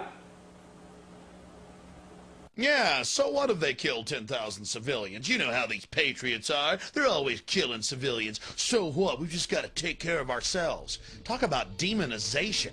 If anybody's going to kill 10,000 civilians, it's the feds. All the evidence shows it's the feds killing people, 3,000 plus at the World Trade Center and Pentagon. Here's Bush signing the USA Patriot Act that literally eviscerated the Constitution and Bill of Rights. Section 213 delays warrants. It means they can sneak in your house for any reason, take whatever they want, and never even tell you they were there. But you're like, oh, that's okay. There's a sunset clause. Well, if you look at that subsection, all of the key areas that violate your constitutional rights, there are no sunset provisions. Out of 1,016 sections, 802 has to be the most frightening. You see, the definition of domestic terrorism is anyone that is involved in acts dangerous to human life that are a violation of the criminal laws of the United States or of any state. Under their definition, jaywalking is now a terrorist action.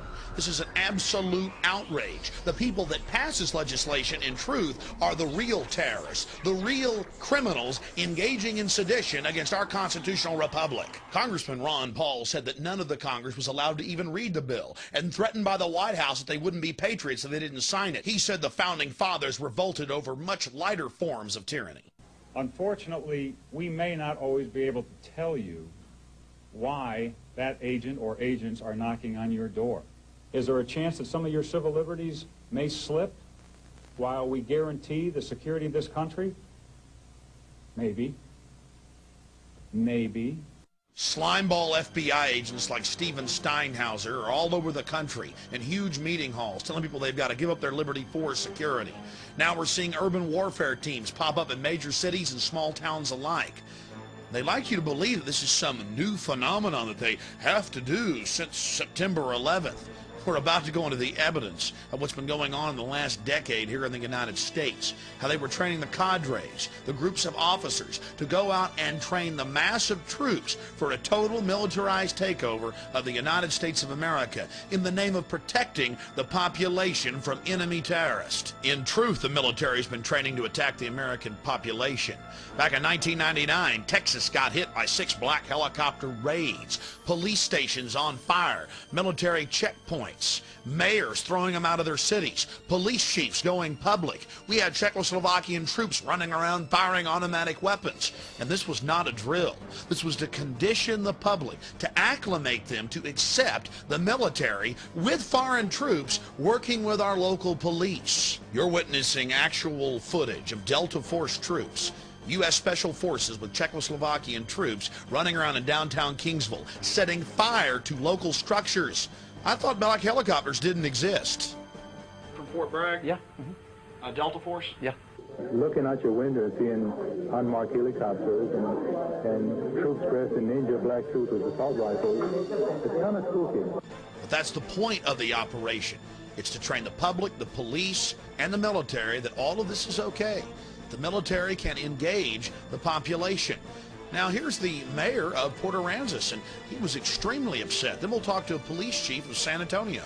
Nobody wants to get in their business, but we ought to be able to answer questions, especially when they're, flying at dangerously low levels and alert the citizenry.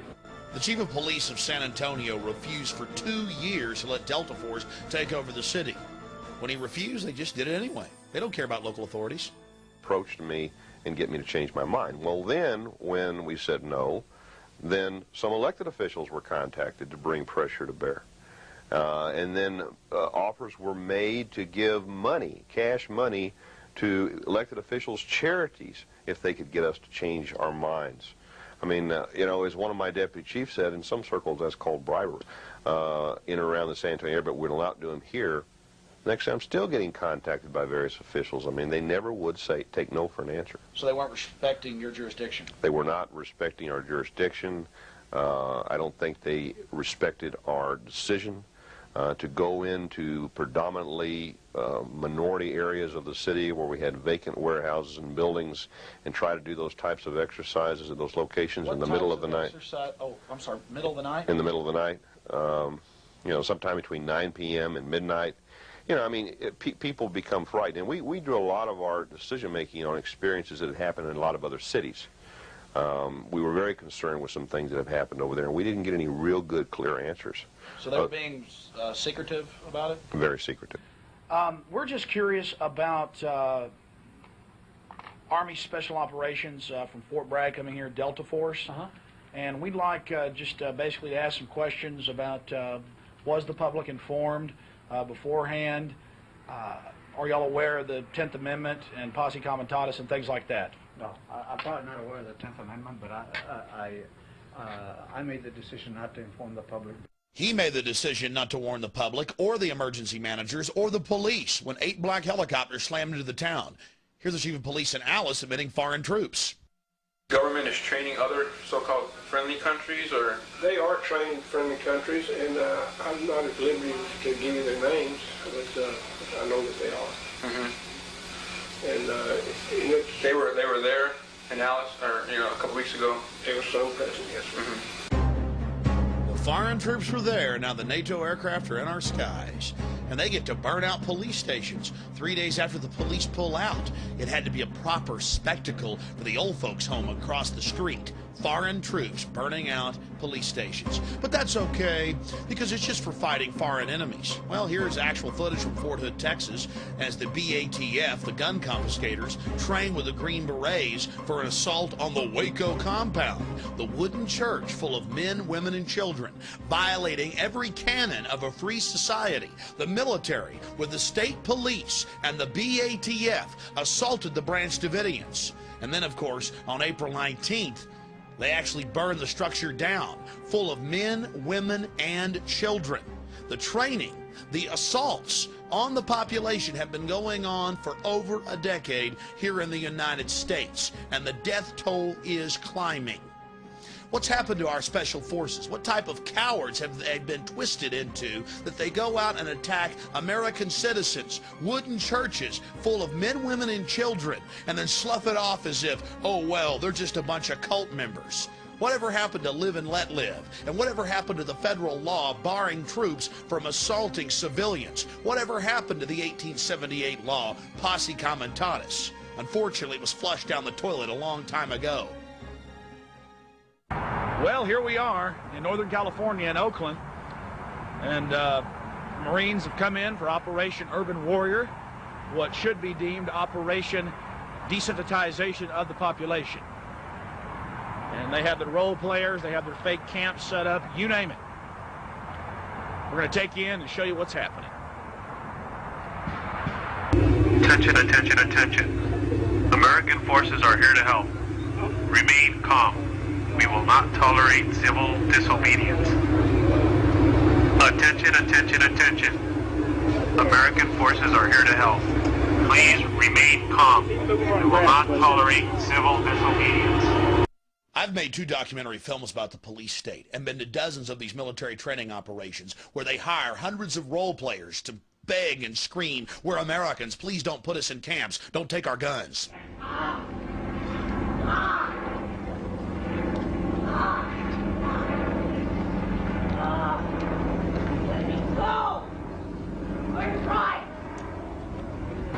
Attention, attention, attention. Due to the large number of people arriving, we'll experience a short delay. Please remain calm and cooperate so that we can process you into the camp faster. Hey, hou ook de dak in de gaten. Wat? Dak? Niet die op, dak, niet die op. Nee, maakt niet uit. As a hostile act. The technologies are what makes you nauseous. In the past, in a situation like that, she might have been shot. In the future, we want to give our Marines non-lethal options where they can say, no, she's not armed. maybe threatening, but I don't want to kill her, or I don't want to kill him, or them. Use your sound wave rifle, I guess you could call it, and down they go. Yeah, him in prison, huh? Now you're going to see an execution.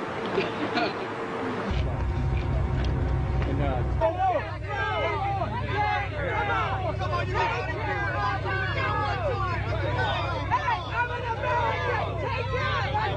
Let's go! Let's go! People dying in line! One more. Back up!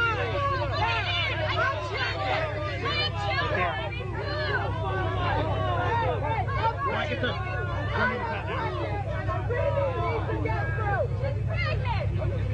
Send your IDs ready up for the... Just a piece of the arm. I got 5 kids. I need pampers and diapers and milk. Okay, these guys have plastic handcuffs available. Well, I think terrorism is being practiced on the residents of the city of Oakland because many of the retired teachers, retired military people have informed me that they understand what's going on, and it's not anything that relates to humanitarian training whatsoever. This is a psychological, as we in the research community say, this is a psyops. They're preparing people for what is coming, not what is being presented today. So you're saying they're preparing people to accept it with incrementalism? That is correct, like the old frog example. You know, you put the frog in the water and you just gradually continue to raise the heat on the water until the frog is cooked. And that's the way it works. Of course, that was California in '99. By 2000, they were actually arresting people in Swansboro, North Carolina. And they called it training. Patrolling, taking over the city council, taking over the public buildings, running checkpoints, searching people's cars, taking them to jail, confiscating firearms, and it was in the newspaper. Oh, wow, the Marines are out on the road just helping us because the government said it wasn't a question of if, but when the next terrorist attack was coming in. We were going to have to give up our liberties for security. Remember what the FBI agent said? Are you going to have to give up your rights? Maybe, maybe. Preparing the cadres, searching people's cars, taking people to jail. Is this Russia? Is this Mexico? No, it's the new America. Search the vehicle right now. 3 of it is DP. We copy your last. Stop the vehicle. Have 2 male detained. Keep us abreast of what is going on with the situation. Copy. Roger, I copy. Well, I'm glad the Marines are learning how to do their police work, and, well, here's 2 of the troublemakers now that they've apprehended. We showed you California in '99, and of course, what was happening in North Carolina in 2000 in Swansboro. This is Hebron, Maryland, back in 1998, where they had the children running around in these little white T-shirts, and they were publicly training them to go around and find out where the gun owners were. We interviewed the commander of the Marines, and he admitted they were doing house-to-house searches with volunteers for weapons sweeps. When we talked to the Marines on the ground, they admitted that this was for a domestic takeover, to fight domestic insurgents, patrolling America, taking over the city council, taking over the town hall, working with the local police, total acclimation, total integration, total downtown Moscow, USA. And of course, they had an obsession with the youth. Large gangs of young children roving around day and night with the police and the Marines looking for the insurgents. And of course, there were hundreds of them marching around in plain clothes. America needs a secret police, don't we? Understand, this goes against the very grain of what it is to live in the United States. And I'm not against our police or our military. Think tanks, psychological warfare, psyops experts have created a program of incrementalism in the last decade that has brought us to this point in America. And now since September 11th, they have their pretext, their excuse to roll the troops out en masse. They've announced it in the Washington Post. United States Army, 365+ thousand of them to patrol our highways. Imagine Marines in your backyard, in your front yard, walking down your streets in the middle of the night. Well, you're a patriot, aren't you? Well, I certainly am, but this is a deadly, dangerous precedent that's being set. They're brainwashing our military. Now, if they had nothing to hide, I'm a little confused by their actions. The police began to get more and more aggressive as the night wore on, simply because this average Joe Q citizen was trying to catch some videotape of the bizarre activities. Oh, nothing. I just said I didn't have it on then anyway. I was talking to you. I didn't have it on.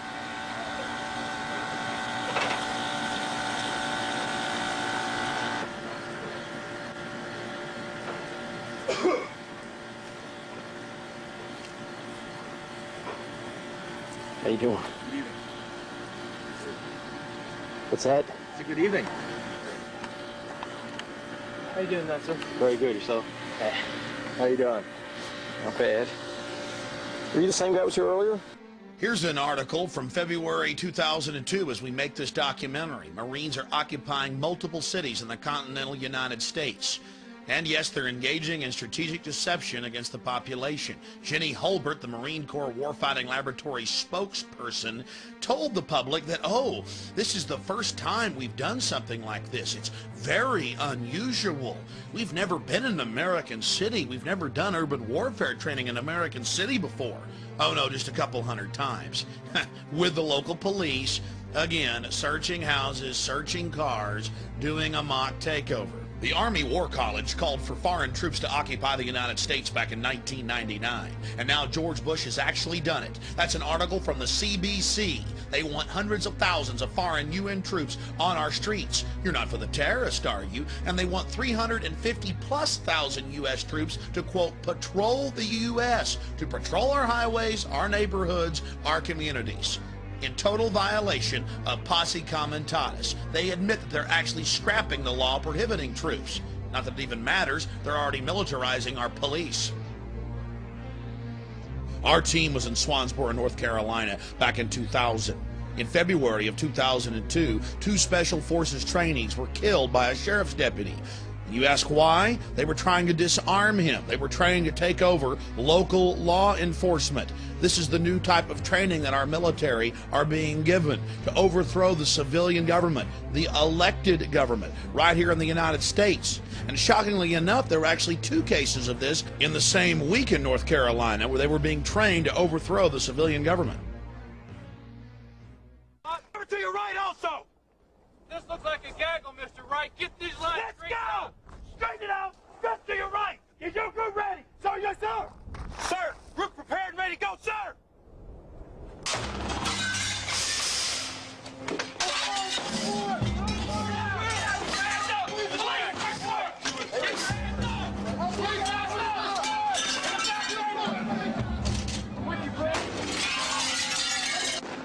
Every day in America, militarized SWAT teams kill innocent people, and they're rarely held accountable. More often, they kill their own officers, and still they're not held accountable. What's happening in America? How did they become so militarized? We interviewed a former Marine Corps officer who in 1989, while he was in the Marine Corps, was serving search warrants on American citizens' homes and businesses. Just start at the beginning for us.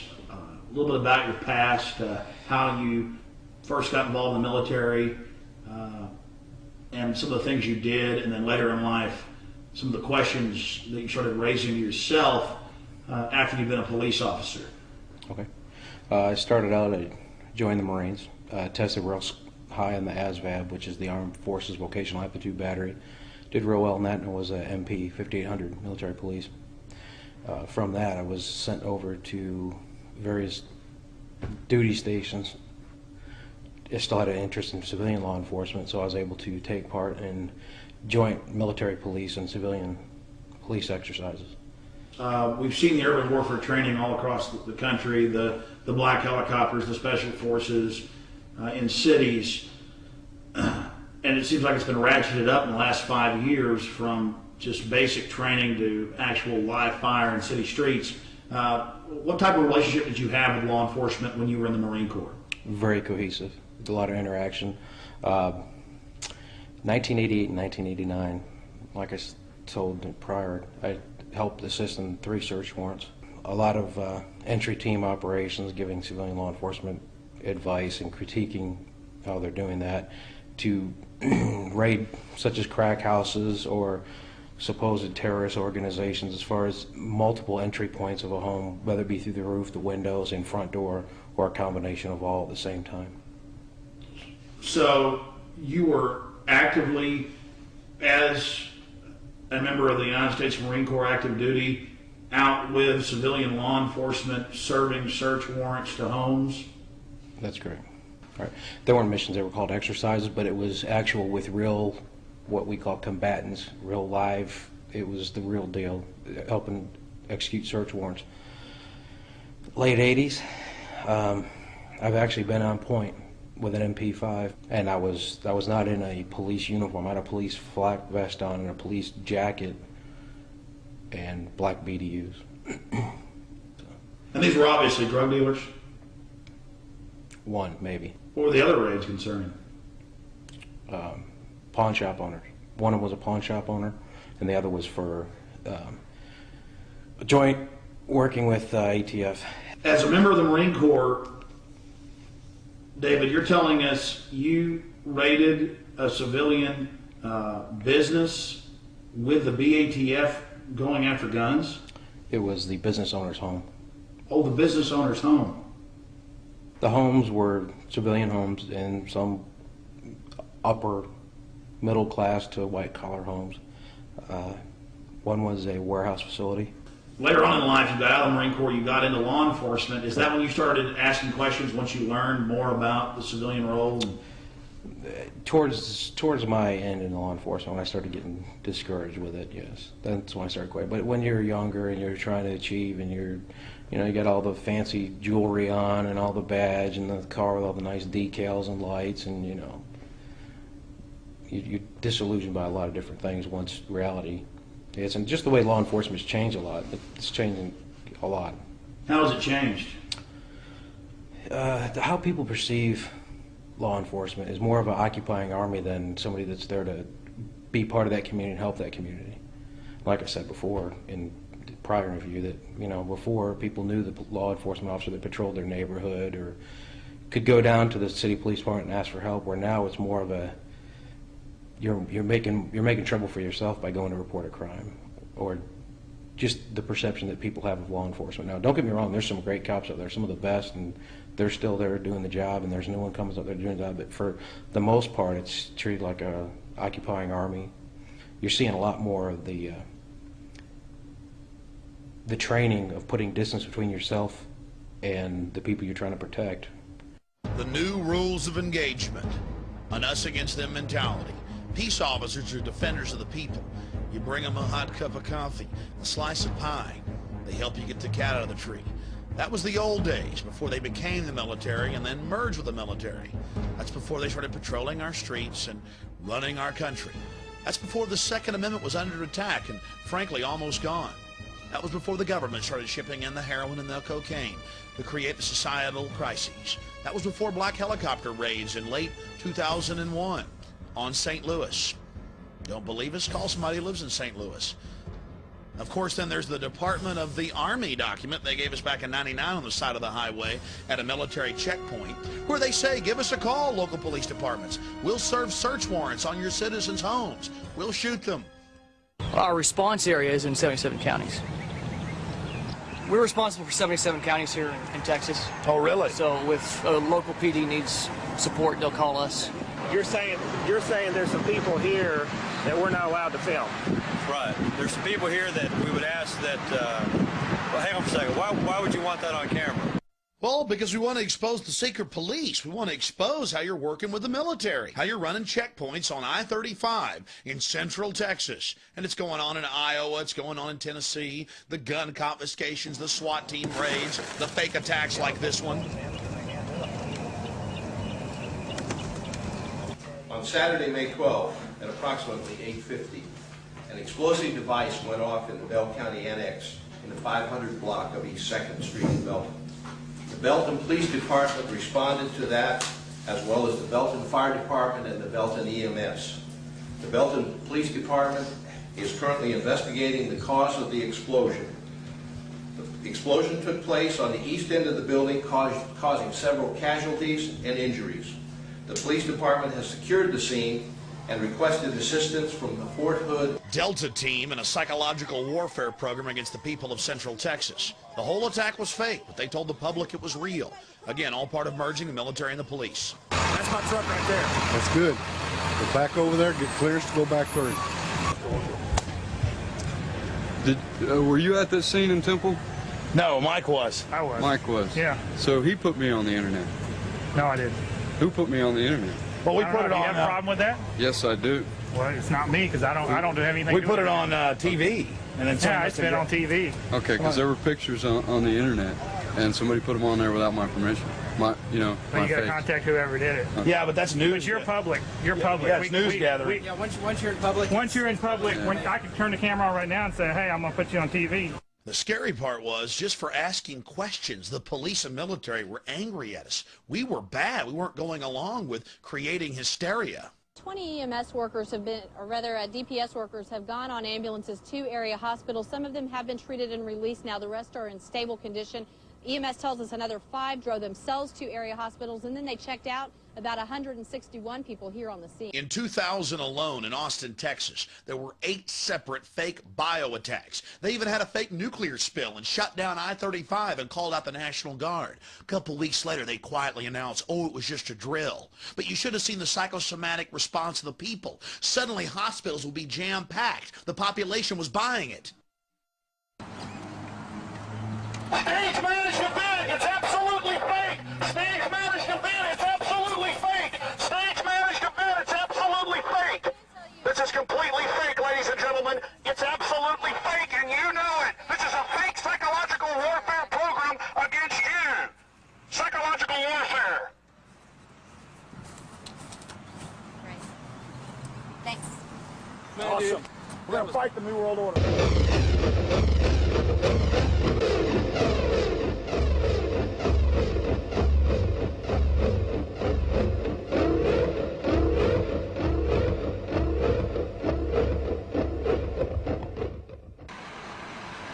Hello, Waffen SS. Get it on. I got it. Get the searchlights. Jawohl, my friend. Jawohl! We all thought this couldn't happen here. It was only Russia or Nazi Germany. But incrementally, they trained us to accept it. Now we have to learn to say no and get in their face. We have dignity. We're human beings. Government's taken over in a parasitic fashion. Did you ever think you'd see the government talking about torture and lauding the virtues of it? Well, now it's actually happening in hundreds of publications, and if you're not for torture, you're with Al-Qaeda. Why, even phony liberals like Alan Dershowitz have been publicly peddling it, telling us it's time for us to reassess our laws and accept torture. But for the terrorist, of course. But the evidence shows that we are now the terrorists. They talk about using cattle prods and rubber hoses on people. And who's going to do the torturing? FEMA, the Ministry of Love. And that's the Federal Emergency Management Administration. All those years we warned people about FEMA. You could read the federal documents. Roundup plans, concentration camps. People laughed at us. Then came Seattle. They put 500 of the peaceful demonstrators in a FEMA camp, the Sand Point FEMA camp. We woke up one morning in Austin, Texas, and found a concentration camp in our own backyard. How did they fix it up? Travis County came out here and with some inmates, and they cleaned it all up, swept it, pulled weeds, and then they got inside and reinforced the doors and stuff with bars and stuff. Did you hear about the chains in the floor with the bolts? No, I sure haven't. They announced it on the news. They threw it in our face. The U.S. Army, FEMA, out of an old 747 hangar, bolts and chains in the floor, troops marching around, armored vehicles, porta potties, stacks of cots. Long before the September 11th attack, they were going to take good care of us. But of course, after the attack, even the Washington Times reported George Bush enacted 500 dormant legal clauses, provisions allowing censorship and martial law, force roundups. Then they have the model state's health law, where they're allowed to put us in sports stadiums or aircraft hangars and, quote, shoot old women if ordered to do so. The Model State Emergency Health Powers Act. Most of the 50 states are now passing it as we make this film. And it is a Adolf Hitler wish list. They talk about how to deal with the millions of dead bodies, how they're going to round us up, how to herd us into compact cities, how to use slave labor at the different federal camps, and how they've already been doing it since 1989 at 12 different Army bases. They just got done classifying that, by the way. You can go to the Army's website and read about it. You see, a lot of things have been going on in the country you didn't hear about. They were busy building FEMA camps and getting you ready to go into them. Then they've got bills like H.R. 2977 where they talk about different mind control systems they have, different ultra-low frequency mind control devices that can make you become sick or even kill you or make you do what's required of you. 2977, an actual federal document, an actual federal bill admitting that they're spraying chemical and biological weapons on us through the use of something called chemical trails that they're adding to jet fuel, especially in military aircraft. And then if you go to law enforcement catalogs like Schomer Tech, the biggest law enforcement and military catalog out there in the world, they have the sonic nausea system, the supersonic nausea system, where they brag that police have been using this for years to manipulate and stop political speeches. It can make a whole crowd get sick, and they can't even hear it. Then ABC News reported the Kokomo hum, an entire town of people becoming ill from the ultra-low frequency attack on a mass scale. Now let's see how they're indoctrinating our children, Soviet style. You can give information without having to give your name. You guys have all the information that I need. You guys can get paid for good tips anywhere from up to $200. You'll sign this card, you'll get one of these membership cards.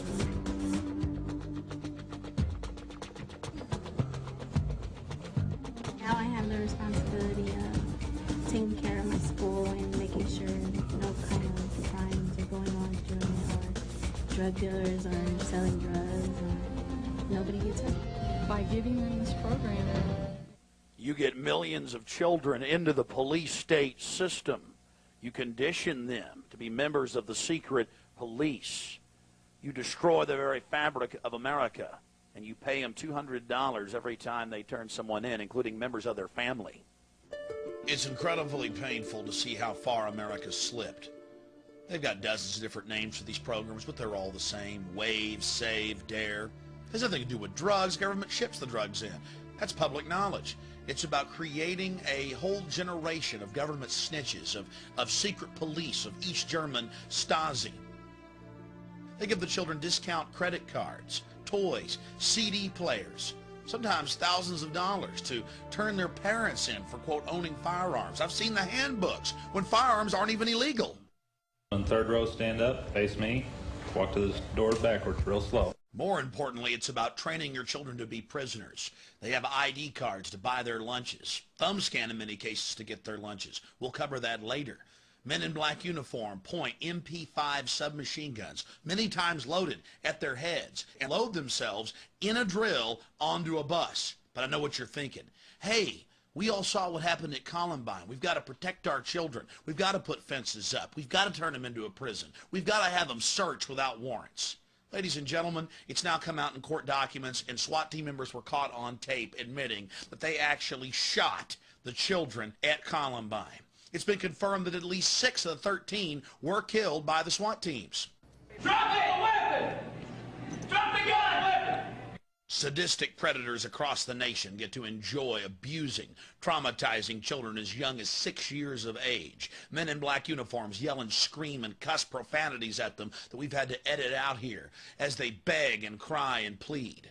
They're then loaded on the buses and, yes, taken to a local jail. Drug around like filth, like garbage, like criminals. A whole generation learning how to be slaves, learning how to bow down and beg and put their hands behind their head when the ring race, the Dark Lords appear. 54 children died in the year 2000 in high school football accidents. 52 died in school shootings, and many of them died at the hands of SWAT teams. Take Fort Worth, Texas, where Cop of the Year in a SWAT team drill at a school was shot in the head by one of his comrades. Again, these people are shooting their own officers in the head. Again, don't forget in Fort Worth, they shot their own officer in the head at a school. Just a few weeks ago in Detroit, they shot a kid in the face in one of these so-called drills. Situated on over 16,000 acres of farmland, Heartland encompasses Heartland Community Church, a non-denominational organization founded on the model given in Scripture of a New Testament church. Heartland is home to one of the finest Christian academies in the country.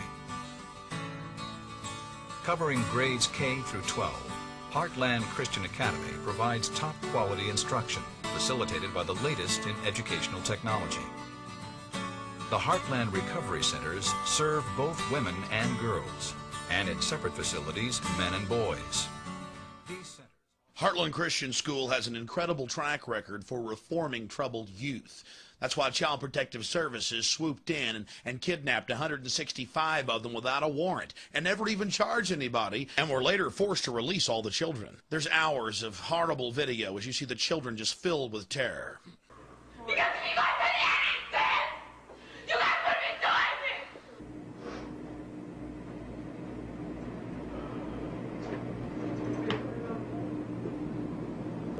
I said, we're going to get away from this camera. We'll do something.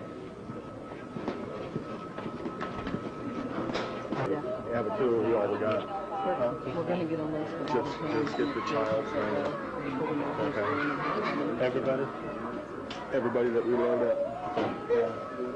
We'll single file them out there and we'll just, everybody that comes out. That's taking abuse! Get off her! That's child abuse! No, it's child abuse!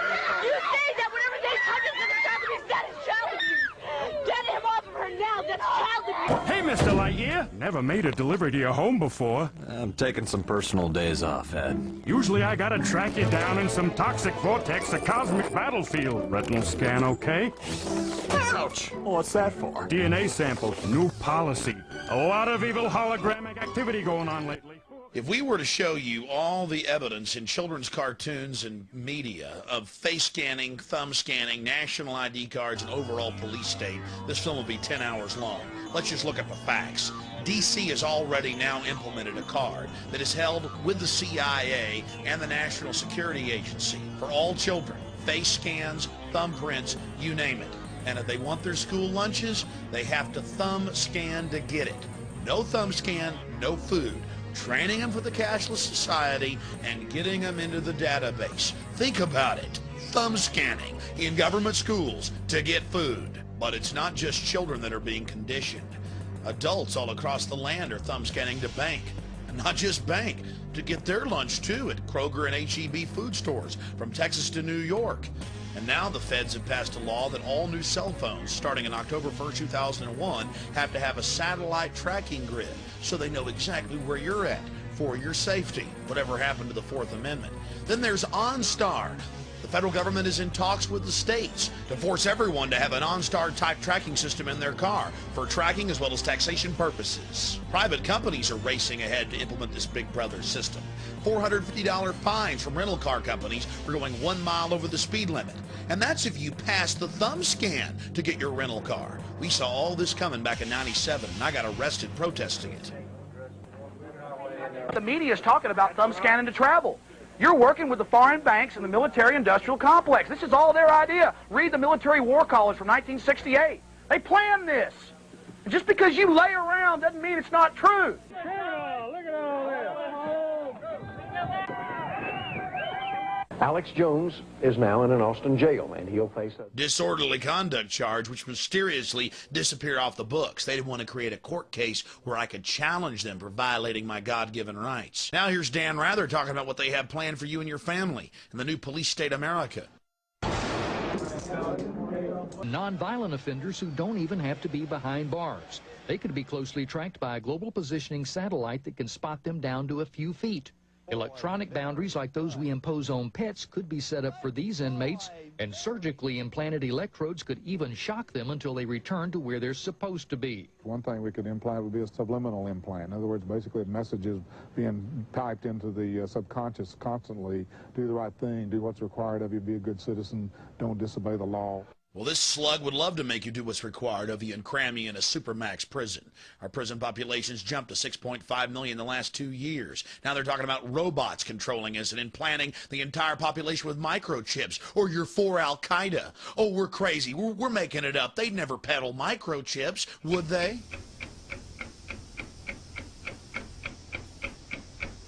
Something has to change, though. They have to find a better way to identify the bad guys, or the rest of us are going to stay home and watch the world go by on television. But we need some system for permanently identifying safe people. Most of us are never going to blow anything up, and there's got to be something better than one of these photo IDs, a tattoo somewhere maybe. The Saudis used an American device to scan the eyes of travelers. I wouldn't mind having something planted permanently in my arm that would identify me. If we don't do something, people are going to stop flying. If they stop flying, and I don't go to the Giants games, it means the bastards have won. Yeah, we're not going to let you win, buddy. We saw what you just implied. We're with Al-Qaeda if we don't take the microchip. We have a Florida family who are really pioneers in a brave new world. They have volunteered to be the first ever to have microchip identification devices implanted into their body. After 9/11, I was really concerned with the security of my family. Top CFR Lieutenant Diane Sawyer, for 8 minutes, sat there in a sickening fashion with this poor, pathetic family as they discussed how they were all taking microchips because they believed in America and wanted to stop the terrorist. Ladies and gentlemen, this is something out of a science fiction horror movie. They're taking chips because they stand with the mother government. I'm living in Nazi Germany Twilight Zone. Now politicians are announcing that they want to get chipped. Strategic defense. Optical identification. Voice verification. Jason Taylor, defensive end, Miami Dolphins. Clearance granted. You're a star. You're a professional football player. You're getting scanned. It's not just children getting brainwashed on cartoons. It's everywhere. This is the prison grid, turning the whole world into a cashless control system. I have read the federal documents, the total plan to force us into these compact cities. You absolutely must resist the thumb scans, the face scans, the retina scans, cameras that can recognize you and scan your face against 1 billion faces in a single second. Everything, no food, no water, no houses, no jobs, no nothing without it. They're actually announcing it. They're going to put it in place, and you are the terrorist. You've already heard them say it. Gun owners, Christians, conservatives, libertarians, liberals, anybody that doesn't go along with global New World Order tyranny will be watched, will be controlled, will be tracked. The New World Order gang has a reason they want to control you, and they've bragged about it. Now the Bilderberg Group and Reuters, which they own, have gone public that they actually groom our presidents, our prime ministers, that yes, they really are international bankers. Yes, they are royal families. Yes, they do run the central banks, and that we are the property of a global superstate in Reuters. They're throwing it in your face, which is owned by a Bilderberg Group member, like Prince Philip.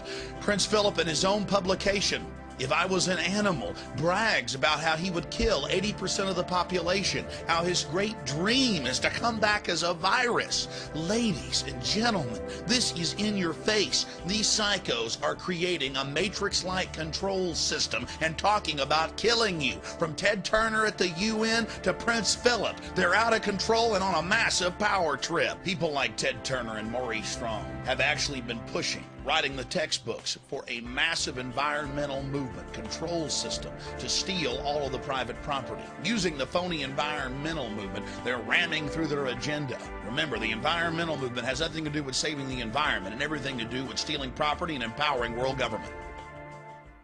We've lost our way. The earth is a living organism. We've got to praise our mother goddess. I produced a documentary film called America Destroyed by Design. We traveled 6,000 miles around America and witnessed the horror of the United Nations taking over our national parks and monuments. Now, under the Desertification Treaty signed October 18, 2000, 70% of the country is under United Nations jurisdiction. This is the map of what they plan to control in the next 2 years. You see, 90% of the country is already pristine, so most Americans don't realize how much has already been taken by the United Nations. The 3 maps you see on your screen are what they plan to get. All the areas in red, if you lay the 3 maps over each other, show that upwards of 90% of the country will be controlled by the United Nations. And way back in the mid-1990s, the United Nations Treaty, the Convention on Biodiversity, states that human beings are nothing more than cattle, chattel, and must be controlled by a centralized law enforcement police state, that property rights are not absolute, and that people are the problem, and that global tyrannical government is going to have to step in to save the earth. Talk about tyrants making excuses for their criminal activity. It then goes on to talk about chicken little debates about how there's going to be global warming and the sky is falling, and if they don't get rid of 80+% of us, we're talking about 5+ billion people, that the earth is going to die. Then the UN talks about how we must all be reduced to the level of peasants, or there won't be enough resources to go around. Talk about a rationale for slavery. Then they brag about ancient societies using infanticide, human sacrifice, homicide, and feuding, and other horrible practices as a way to control population, and how it's good. The Burmese army killed 2,000 people and drove 30,000 from their homes to make way for a United Nations environmental sanctuary. Then they discuss how they could murder half the world's population by restricting fertilizers. This was written by psychotic murderers. The documents already talked about human sacrifice. Then they get into how ancient societies used the environment and considered it to be holy, and how Christians cut down the sacred groves where they engage in their special rituals that help maintain and replenish nature. Then there are the mysterious Georgia Guidestones owned by Illuminati leaders that actually talks about reducing the world population by 80%. That number we heard from Prince Philip and Ted Turner so many times before. How they must maintain the population forcibly at 500 million.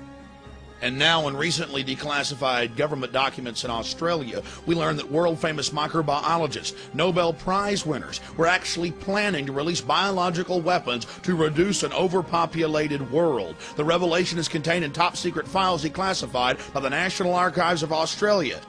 I challenge everyone to read the Nightmare Kyoto Treaty.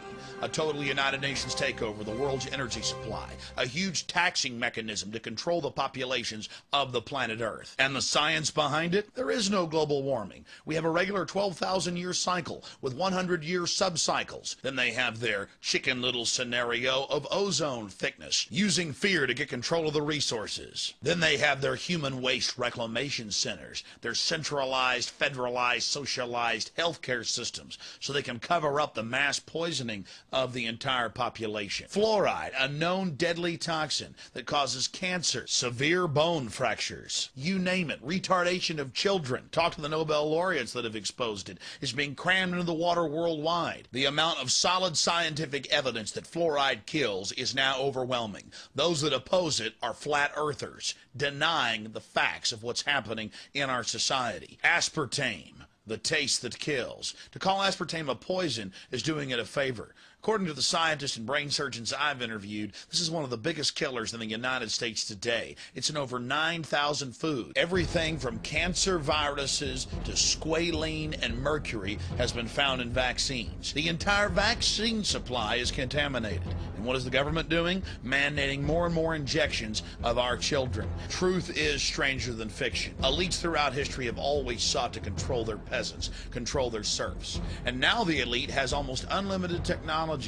They know that breakthroughs have already occurred that will allow them to have extended lives, perhaps eternal lives, with the help of the cybernetic interfaces. The globalists, and they talk about it in their own policy papers, are not about to allow you and your family to have access to this. They're going to herd you into the reservations. They're going to control you with the new advanced technologies that they're totally obsessed with. They're going to exterminate 80% of you, and then they are going to live like gods on a Mount Olympus. My friends, it's in the policy papers, it's in the documents, and in a film coming out at a later date, I will expand on what their final plans are. But it's actually on the record. Use your common sense and resist them. You've seen the historical record. You've seen the facts of government-sponsored and controlled terrorism in the final decades of the 20th century, going into the new millennium in 2001. This is a call to arms, a call to the information war, to wake up your friends, your family, people in your community, your churches, your universities, your schools, and to realize what we're facing. My friends, the evidence is absolutely overwhelming and cannot be denied. All you need to do is check out all the information we have presented here. Look at elites throughout history. Their pleasure, their enjoyment is feeding upon populations, controlling them. We're dealing with control freaks. You have to learn about human history. You have to look around you and study the systems of power that surround you and get outside the paradigm, outside the box, and educate yourself on these facts. Then you need to begin to educate others and to resist this system. And whatever you do, never turn in your firearms. We're trying to fix these problems peaceably, but we do have every right to defend ourselves and our families from this tyranny. Because you see, this is a warning to everyone. If we are unable to defeat this New World Order, the terror attacks are going to escalate. They're going to get worse until the United Nations program for an 80% world population reduction is actually realized. So you have to study this. You have to look at the facts. You have to get out the word. You have to make it the issue in your community if you're going to defeat this system. More terror attacks are coming, and it's up to you to get the word out of who's behind them. Because by doing that, we're able to shine the spotlight on these creatures and show how they're using it to get more power and control, and then they lose the power they have over us. No longer are they our loving saviors just taking our rights away for our best interest. They're the bloodthirsty, evil tyrants that they are in the minds of the men and women out there. And then their illusion is shattered. But if you don't shatter that illusion of control, it's over for America. It's over for the world. And it means absolute, total dehumanization. We need Paul Reveres all across this country, black, white, old, young, to fight for this republic and against these slave masters. God bless you all.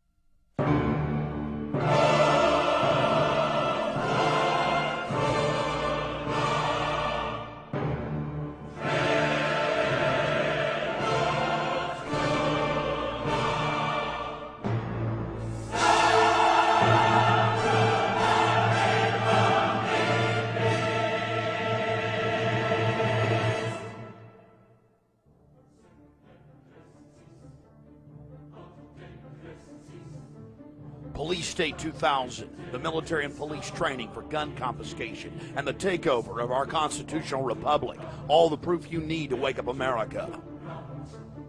Police State 2, the takeover.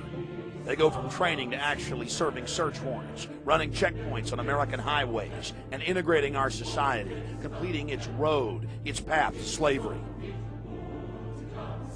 The occult activities of world leaders blown wide open in dark secrets inside Bohemian Grove, an absolute must-see to understand the character of the New World Order insiders.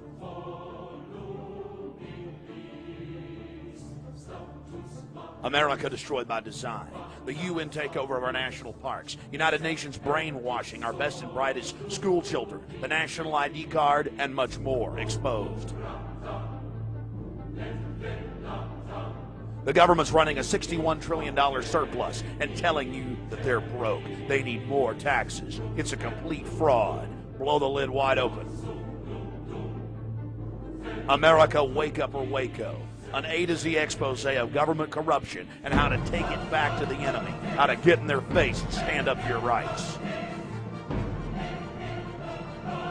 To order these documentary films, just simply call toll-free 1-888-253-3139 or go to my website, Infowars.com. Get involved in the Infowar today and save America. Resistance is not futile.